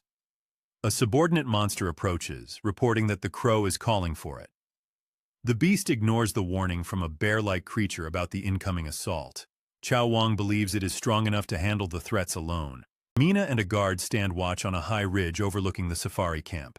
They scan the horizon for any sign of the approaching sentinel. Below, the survivors prepare to flee, finally heeding the warning of the stamps. A low, rhythmic rumbling vibrates through the ground, signaling a monster's approach. Mina shifts into her eagle form, soaring upward to gain a better view. She spots Chao Wang, its massive frame tearing through the forest in blind fury. She dives back down, alerting the guard that the enemy has arrived early. The man scrambles to warn the refugees, urging them to pick up the pace. Mina considers fleeing, but the memory of Sehun's help keeps her grounded. She decides to lure the monster away to buy the others more time. Changgu intercepts her, shaking his head at the dangerous, unnecessary risk. He insists on facing the sentinel himself to atone for his past betrayal. He rushes toward the beast, his blade drawn and his resolve set. Sehun remains hidden, his presence undetectable to the charging sentinel. Changgu reaches the monster and drops to one knee, feigning his usual loyalty. He offers to lead the creature along a path to intercept the fleeing survivors. Chao Wang sneers, seeing through the lie and rejecting the hollow offer. The monster swats at Changgu, treating the swordsman like a persistent, annoying insect. Changgu dodges, preparing to engage the beast in a desperate, stalling fight. The sentinel pulls back a massive fist, preparing to crush the small man. The punch strikes the earth with the force of a falling meteor. Suddenly, the monster's fist shatters into jagged, smoking fragments. Sehun stands directly in front of the sentinel, holding a strange, heavy weapon. The device is the pile bunker, crafted specifically to break the monster's armor. Chao Wang howls in pain and shock, staring at its ruined, broken arm. Sehun promises to dismantle the monster's power, one strike at a time. High above, Mina circles in her eagle form, keeping watch over the area. She spots Seosong hiding within the safety of the shimmering barrier. She lands and enters the dome, finding the young smith waiting anxiously. A deafening explosion echoes through the park, shaking the ground beneath them. The battle has begun, and the intensity is far greater than they expected. Sehun dances around the sentinel's wild, frantic swings with perfect, fluid timing. Chao Wang lashes out, desperate to land a single, fatal blow on the player. The monster is unsteady, its balance compromised by the loss of its arm. Sehun waits for the pile bunker to cycle and recharge its internal energy. Only 1 minute remains until the weapon is ready for the final strike. The sentinel panics, unable to comprehend that a human could threaten it. It continues to attack, unaware that its countdown to destruction has begun. Sehun weaves through a lethal swipe, his eyes locked on the monster's chest. He prepares to deliver the killing blow the moment the weapon glows red. The pile bunker glows as it reaches full charge. Sehun leaps onto the massive shoulder of Qilun. He jams the heavy weapon against the monster's skull. Qilun freezes, sensing the end of its life. The beast offers to spare the humans in exchange for mercy. Sehun ignores the plea, his face a mask of cold resolve. The weapon fires with a thunderous, bone-shattering boom.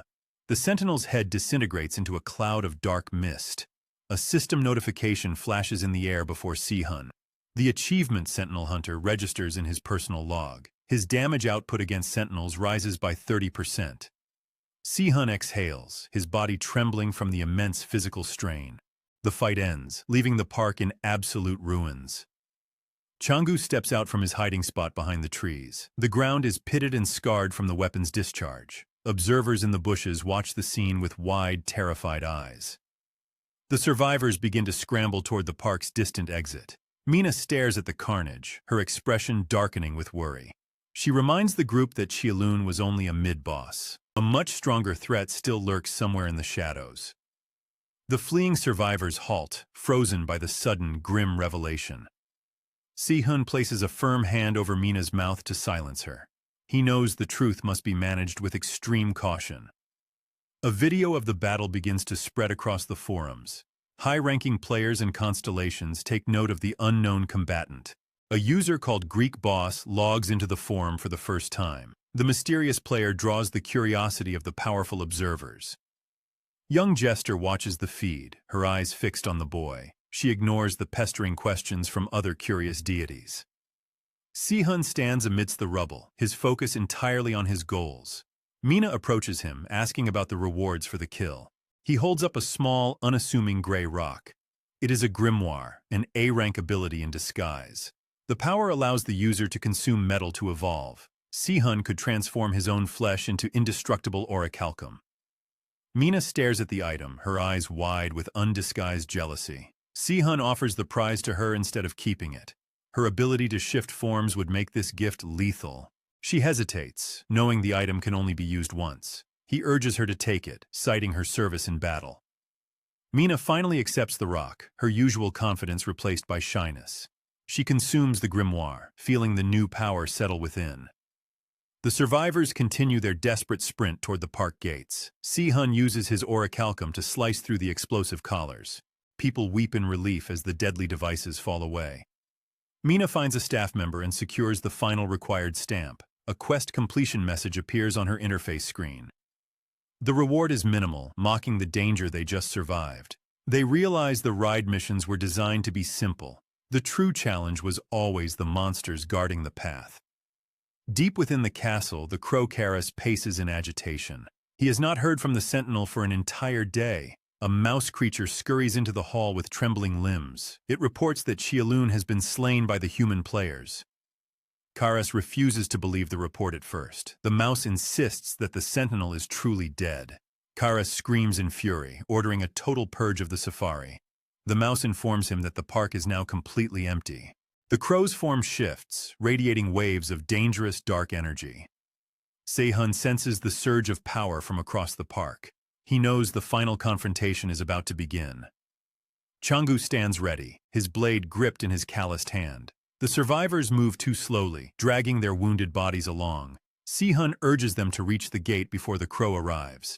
Suddenly, a pair of massive, ink-black wings blocks the sky.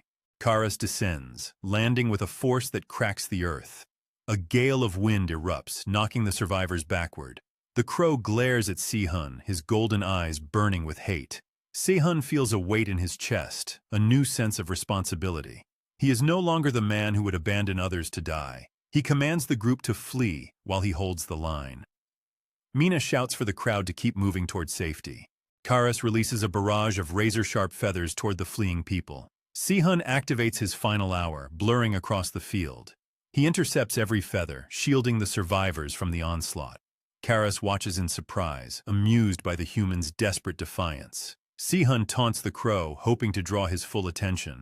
The crow finds the insults pathetic but deeply entertaining. Sehun needs to delay the bird for another 30 minutes. Karas leaps into the air, diving towards Sehun like a spear. Sehun uses Shadow Rush, sinking into the ground to vanish.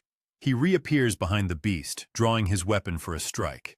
Karas is faster, but Sehun relies on his unique, guaranteed hit items. He launches a projectile, knowing the system will force the impact. Karas is forced to stop midair to catch the incoming object. The crow slams into the pavement, shattering the stone beneath them. Dust plumes rise into the air, obscuring the battlefield. Sehun stands firm, waiting for the crow to emerge from the haze. Sharp claws rake the air inches from Sehun's boots. The young hunter lunges sideways to dodge the killing strike. A jagged red line opens on his cheek as he rolls across the stone. Karas snarls, his patience evaporating into a dark, swirling mist. The crow god raises a single hand, gathering a swirling vortex of shadow. Sehun recognizes the buildup of a high-tier constellation skill. The threat level spikes, far exceeding his previous calculations. Karas launches himself into the air, his wings blotting out the sun. He flaps violently, releasing a torrent of obsidian-tipped feathers. The projectiles shower the park like a lethal metallic rain. Sehun has no room to dodge the encroaching storm. He takes the brunt of the assault, steel clashing against his armor. With no other choice, he triggers the Celestial Slayer ability. His limbs accelerate, his movements becoming a blur of motion. He weaves through the remaining feathers with pinpoint precision. His regeneration kicks in, knitting the skin of his wounds shut. The park is nearly empty, his primary objective almost complete. He only needs to stall the beast for a few more minutes. Karas growls, forced to commit his full strength to the hunt. Sehun watches the god transform, his form expanding with unnatural power. The crow god intends to break the restrictions of the safari realm. Sehun knows he must stop the entity before it breaks free. The system's succession ability makes the enemy unnaturally fast. Karas dashes forward, closing the distance in a fraction of a second. Si-hun activates Shadow Rush, vanishing into the pavement just in time. He reappears behind the beast, using the momentum to retreat. Karis pauses, visibly impressed by the human's stubborn survival. The crow ascends again, flapping his wings to create gale force winds. The gusts tear through the park, pulverizing benches and trees. Si-hun dives behind a fountain, shielded from the worst of the debris. He knows the path to the exit is finally clear. Karis lands with a thud, his eyes locked onto the young hunter. The god moves in silence, his hand reaching out like a claw. He seizes Si-hun by the throat, lifting him off the ground. Si-hun gasps for air, his feet dangling inches above the grass. He stares into the crow's golden eyes and offers a thin, bloodied smile. He warns the god that taking too long to finish a kill is a fatal mistake. A notification chime rings out in the distance, signaling the quest's end. Si-hun has finished the third main quest of the safari. He immediately selects the first playthrough transfer package from his menu. He invokes the Proof of Transcendence, a hidden S-rank ability. Karis staggers backward, a spray of dark blood erupting from his gut. Si-hun has driven his spear deep into the god's midsection. Karis tries to twist away, but the strike is already landed. The ability boosts all of Si-hun's stats by a full 100%. He gains the power to inflict massive damage on divine beings. This window of power will last exactly 30 minutes. The god drops Si-hun, retreating into the sky to avoid another strike. Karis is stunned that a mere mortal can wield such force. He realizes he can no longer treat this as a simple game. The crow god unleashes another volley of feathers, faster than before. Si-hun deflects them effortlessly, his speed now eclipsing the god's. He levels his spear, aiming for the center of the crow's chest. Karis conjures a wall of wind, but the spear pierces through the barrier. The weapon strikes the god's shoulder, pinning him to the earth. Karis roars in fury, his divine pride wounded by the human blade. He struggles to fly, his wings beating against the heavy air. He fires another barrage of feathers from his position on the ground. Si-hun raises a shimmering shield, absorbing the impact without breaking stride. He charges forward, throwing his spear with lethal, calculated intent. The tip sinks into the god's thigh, forcing him back down. Si-hun stands over the fallen entity, his blade held high. He asks the god if he finally understands the meaning of fear. Karis screams that he is a system error, a glitch in the code. The power gap is now insurmountable, the god's energy failing fast. Every attempt by Karis to counter is batted away like a fly. The crow god attempts one final, desperate burst of shadow energy. Si-hun uses Shadow Rush to slip under the attack's reach. He lunges forward, aiming for the god's exposed throat. Karis raises a barrier of feathers, snapping Si-hun's weapon in two. Si-hun discards the broken shaft and leaps into the melee. The god slams him into the dirt, gloating over his perceived victory. He mocks Si-hun, claiming the human was blinded by his own luck. Si-hun waits for the moment of arrogance, his hand sliding to the spearhead. He reminds the god once more about the danger of wasting time. He drives the broken spear tip into the god's heart. Karis shudders, his form dissolving into a cloud of black ash. The crow falls against the hunter, his life force extinguished completely. In the upper realm, Aratus glares at a flickering status screen. The game master watches the feed of the dead crow god. The server balance is ruined by the human's sudden power spike. Aratus chooses to keep the incident hidden for the time being. He decides to monitor Si-hun's progress from the shadows. The third quest concludes, triggering a massive global update. The world opens, allowing travel between regions via rail. Players can now form guilds and take on simultaneous side quests. A new raid event begins, pitting players against bosses in every district. Si-hun and Mina sit in a quiet, abandoned restaurant. They read the update notes, planning their next move. The raid boss quest has a generous time limit for completion. Changgu and Su sit nearby, watching the two leaders discuss strategy. Su returns Si-hun's repaired gear with a respectful nod. His regeneration rank has improved from F to E during the battle. Si-hun announces his intention to travel to the Daejeon region. He claims he is simply looking for high-quality bread. Mina sighs, knowing he is hiding his true reasons. The young jester's observer peeks through the window, watching the group. The veil of darkness hid the final kill from the divine observers. Mina chooses to stay behind, refusing to follow him this time. Si-hun suggests that the trio join his future guild. Su accepts with enthusiasm, urging his brother to do the same. Changgu hesitates, worried about his own lack of combat utility. Se-hun explains the value of their unique skills and rare intuition. Mina finally agrees, swayed by the young hunter's vision. Se-hun leaves the restaurant, heading toward the central train station. He boards a train bound for the distant Daejeon station. On the other side of the car, masked figures draw heavy weapons. The waning Crescent Guild members begin to corner the passengers. Civilians scream and scramble toward the opposite end of the train. Jisoo steps into the carriage, his eyes narrowing at the thugs. He prepares to intervene, his hand resting on his own weapon. Se-hun shifts in his seat as the train's atmosphere turns chaotic. Voices rise in panic from the far end of the carriage. He considers the possibility of a monster breach. He dismisses the worry, knowing most passengers are experienced players. His focus shifts to the rewards from the third main quest. He reviews the interface, finding the common loot somewhat lackluster. The system displays his new ability, Hunter's Instinct. It allows him to track monsters by reading their footprints. He also notes the spoils recovered from the fallen god, Karis. He has ascended to become the master of the Crow constellation. He gains access to the Eye of the Crow and Veil of Darkness. These powers require a greater store of divinity to function fully. He activates the Eye of the Crow to test its range. Shadowy birds materialize, ready to survey the terrain from above. He can summon as many as he likes, though control becomes difficult. He tests the Veil of Darkness, allowing him to merge with shadows. The ability feels distinct from the version Karis once wielded. He possesses only the lowest level of divinity for now. He hopes to find the Observer God in the Daejeon region. The god is a witch who views humanity as a resource. Se-hun leans back, closing his eyes for a short nap. On the other side of the train, a lone player sprints for safety. His companions lie scattered behind him like broken dolls. A figure in black walks calmly through the carnage. The girl's dark hair suddenly shifts into a vibrant, warning red. The fleeing player stumbles as a heavy object strikes his skull. He collapses to the floor, gasping for mercy. Jisoo stands over him, her expression cold and unreadable. The man begs for his life, promising to change his ways. Jisoo smiles down at him, showing no trace of pity. She reaches out, ending his struggle with a single motion. The train screeches to a halt at Daejeon Station. Doors slide open, and a wave of terrified civilians pours out. Se-hun steps onto the platform, scanning for the source of the noise. A familiar figure descends the stairs with a casual stride. Jisoo approaches him, greeting him with a wide, bright smile. Se-hun stares, surprised to see her on the same transport.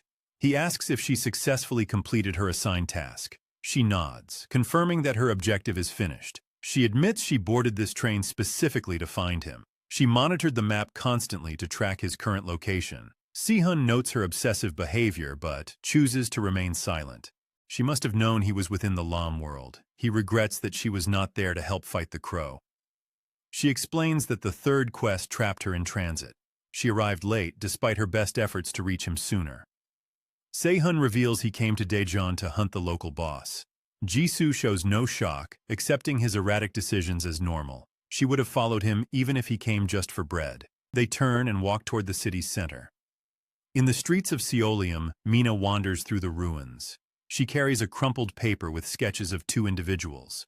The man is a large American with a distinct booming laugh.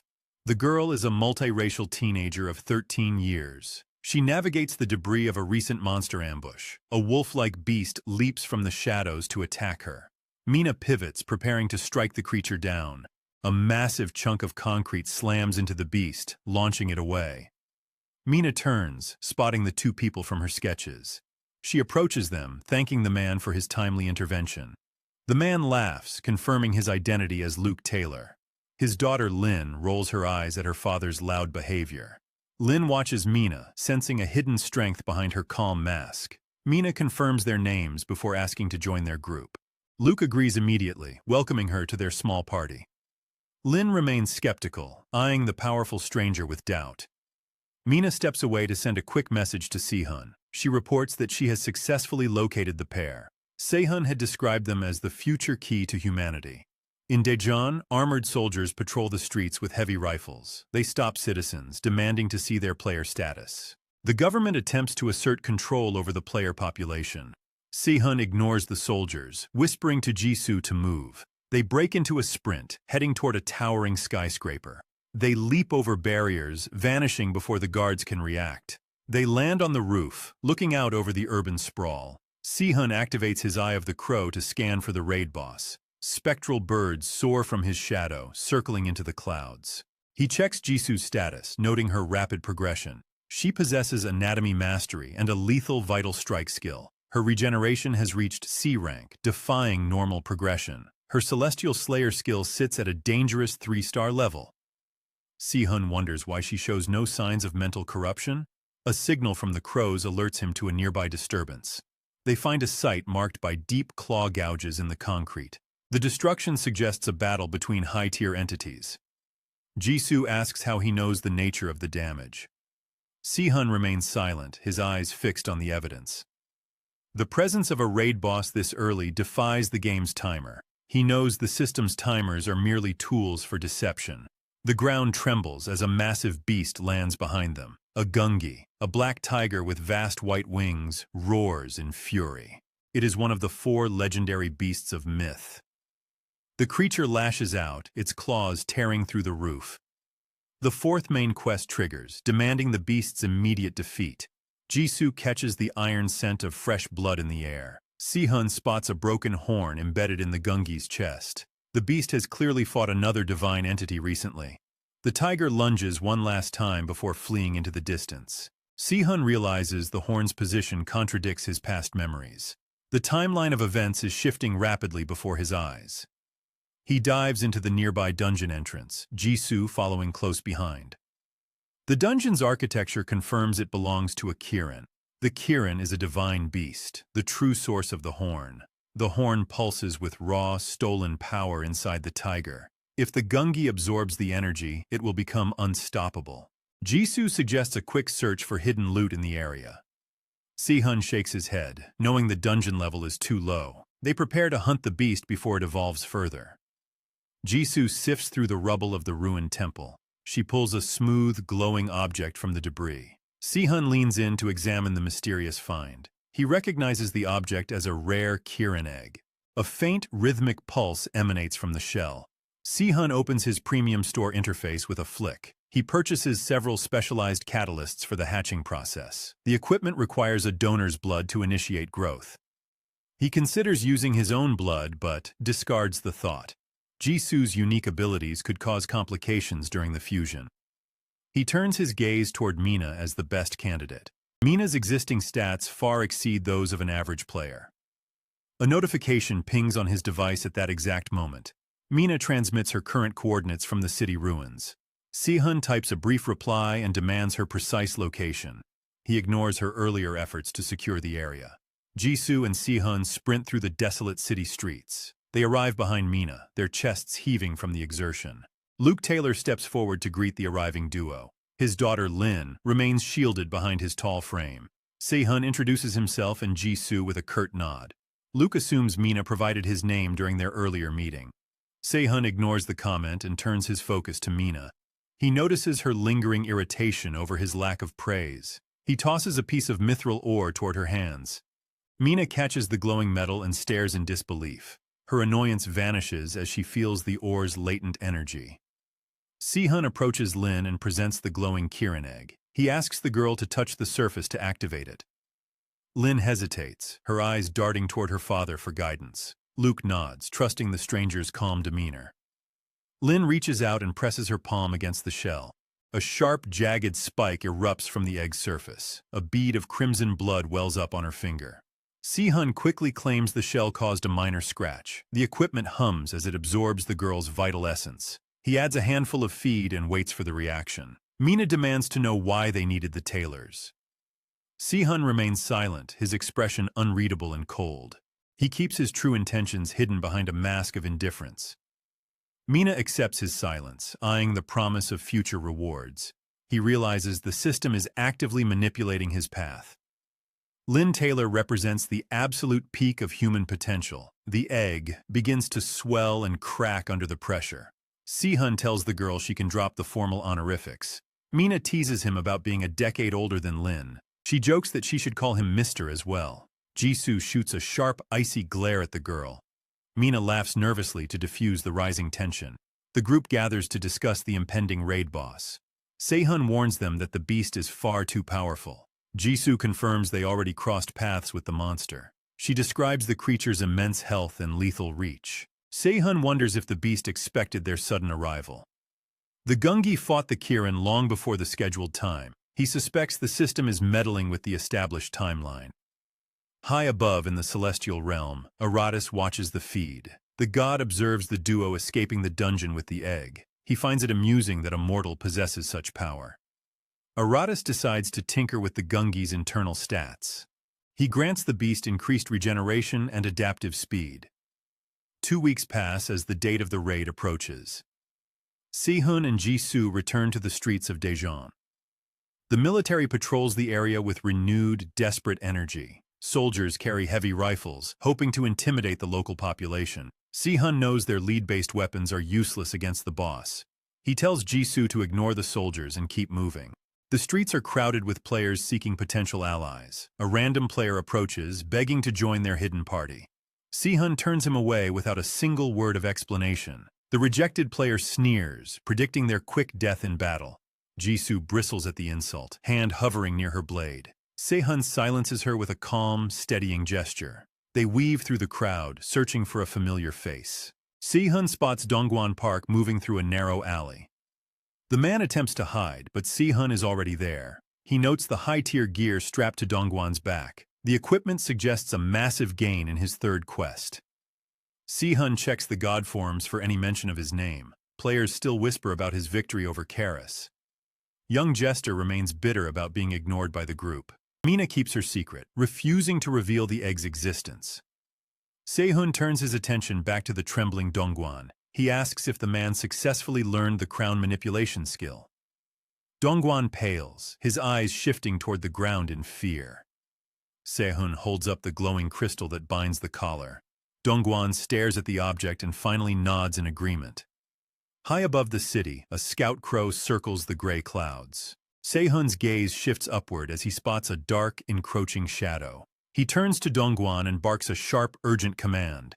The boss is closing in to ambush the unsuspecting crowd. Sehun warns that everyone will die if the ability is not used. Dongguan hesitates, his eyes darting toward the confused onlookers. Sehun tells Jisoo to draw her weapon and prepare for chaos. He points toward a fire hydrant standing near the street corner. Jisoo swings her blade, shattering the hydrant in one clean strike. Water sprays into the air, drawing the immediate attention of the crowd. Sehun shouts at Dongguan to trigger his crowd manipulation skill now.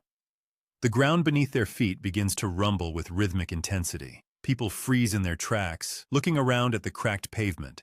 A massive, clawed paw smashes through the street surface. Sehun braces himself and slams his pile bunker into the beast. Jisoo leaps into the fray to assist with the heavy impact. The monster lets out a deafening roar that rattles the nearby windows.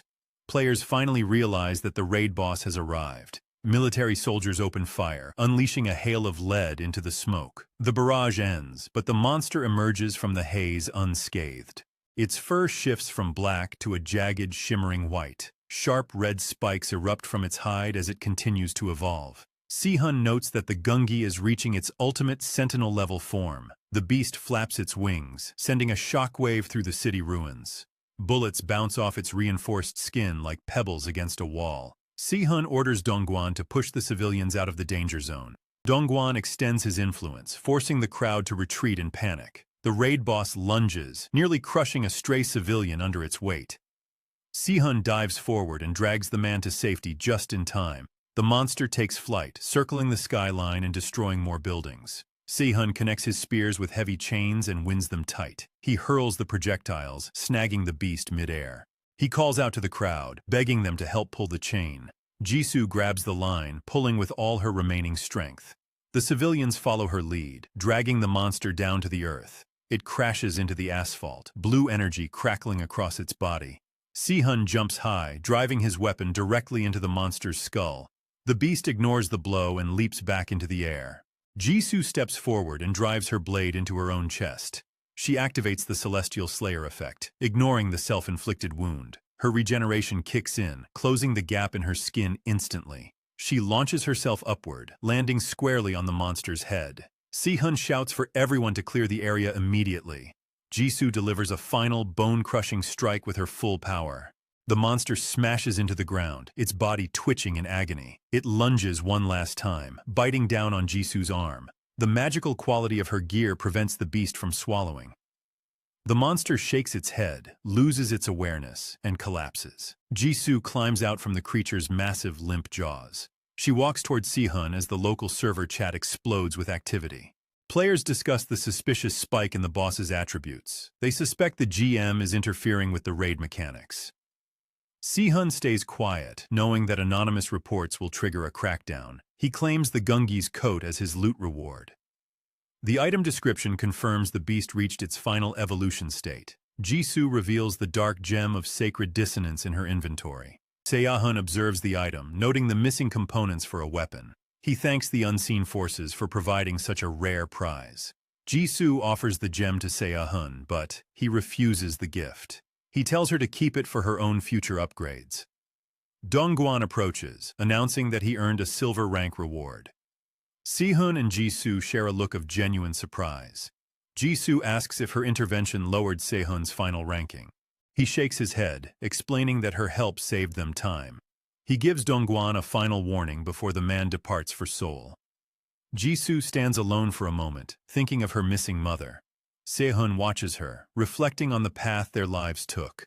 He wonders about the version of her that died in his past. He turns away, choosing to focus on the road ahead. Men drag small children through the dark street. The children are tied together like helpless livestock. They cry out in terror as the men pull them along. Nearby, a stranger named John Shin stands in the shadows. He scans the area for someone who entered his territory. A man asks for his identity, but John Shin stays silent. He decides to end everyone in sight for the intrusion. Mina and Tylene stroll down the sidewalk with grocery bags. Talon smiles, thanking Mina for the items bought with their points. Mina flashes a gold rating, hiding her secret. She knows the magic book from Kim Si-han made this possible. A hooded figure lunges from behind at Mina. Talon shouts, and Mina narrowly dodges the strike. She transforms her hand into a razor-sharp blade. A single swing slices the attacker's weapon in half. Mina follows with a metal fist to the man's jaw.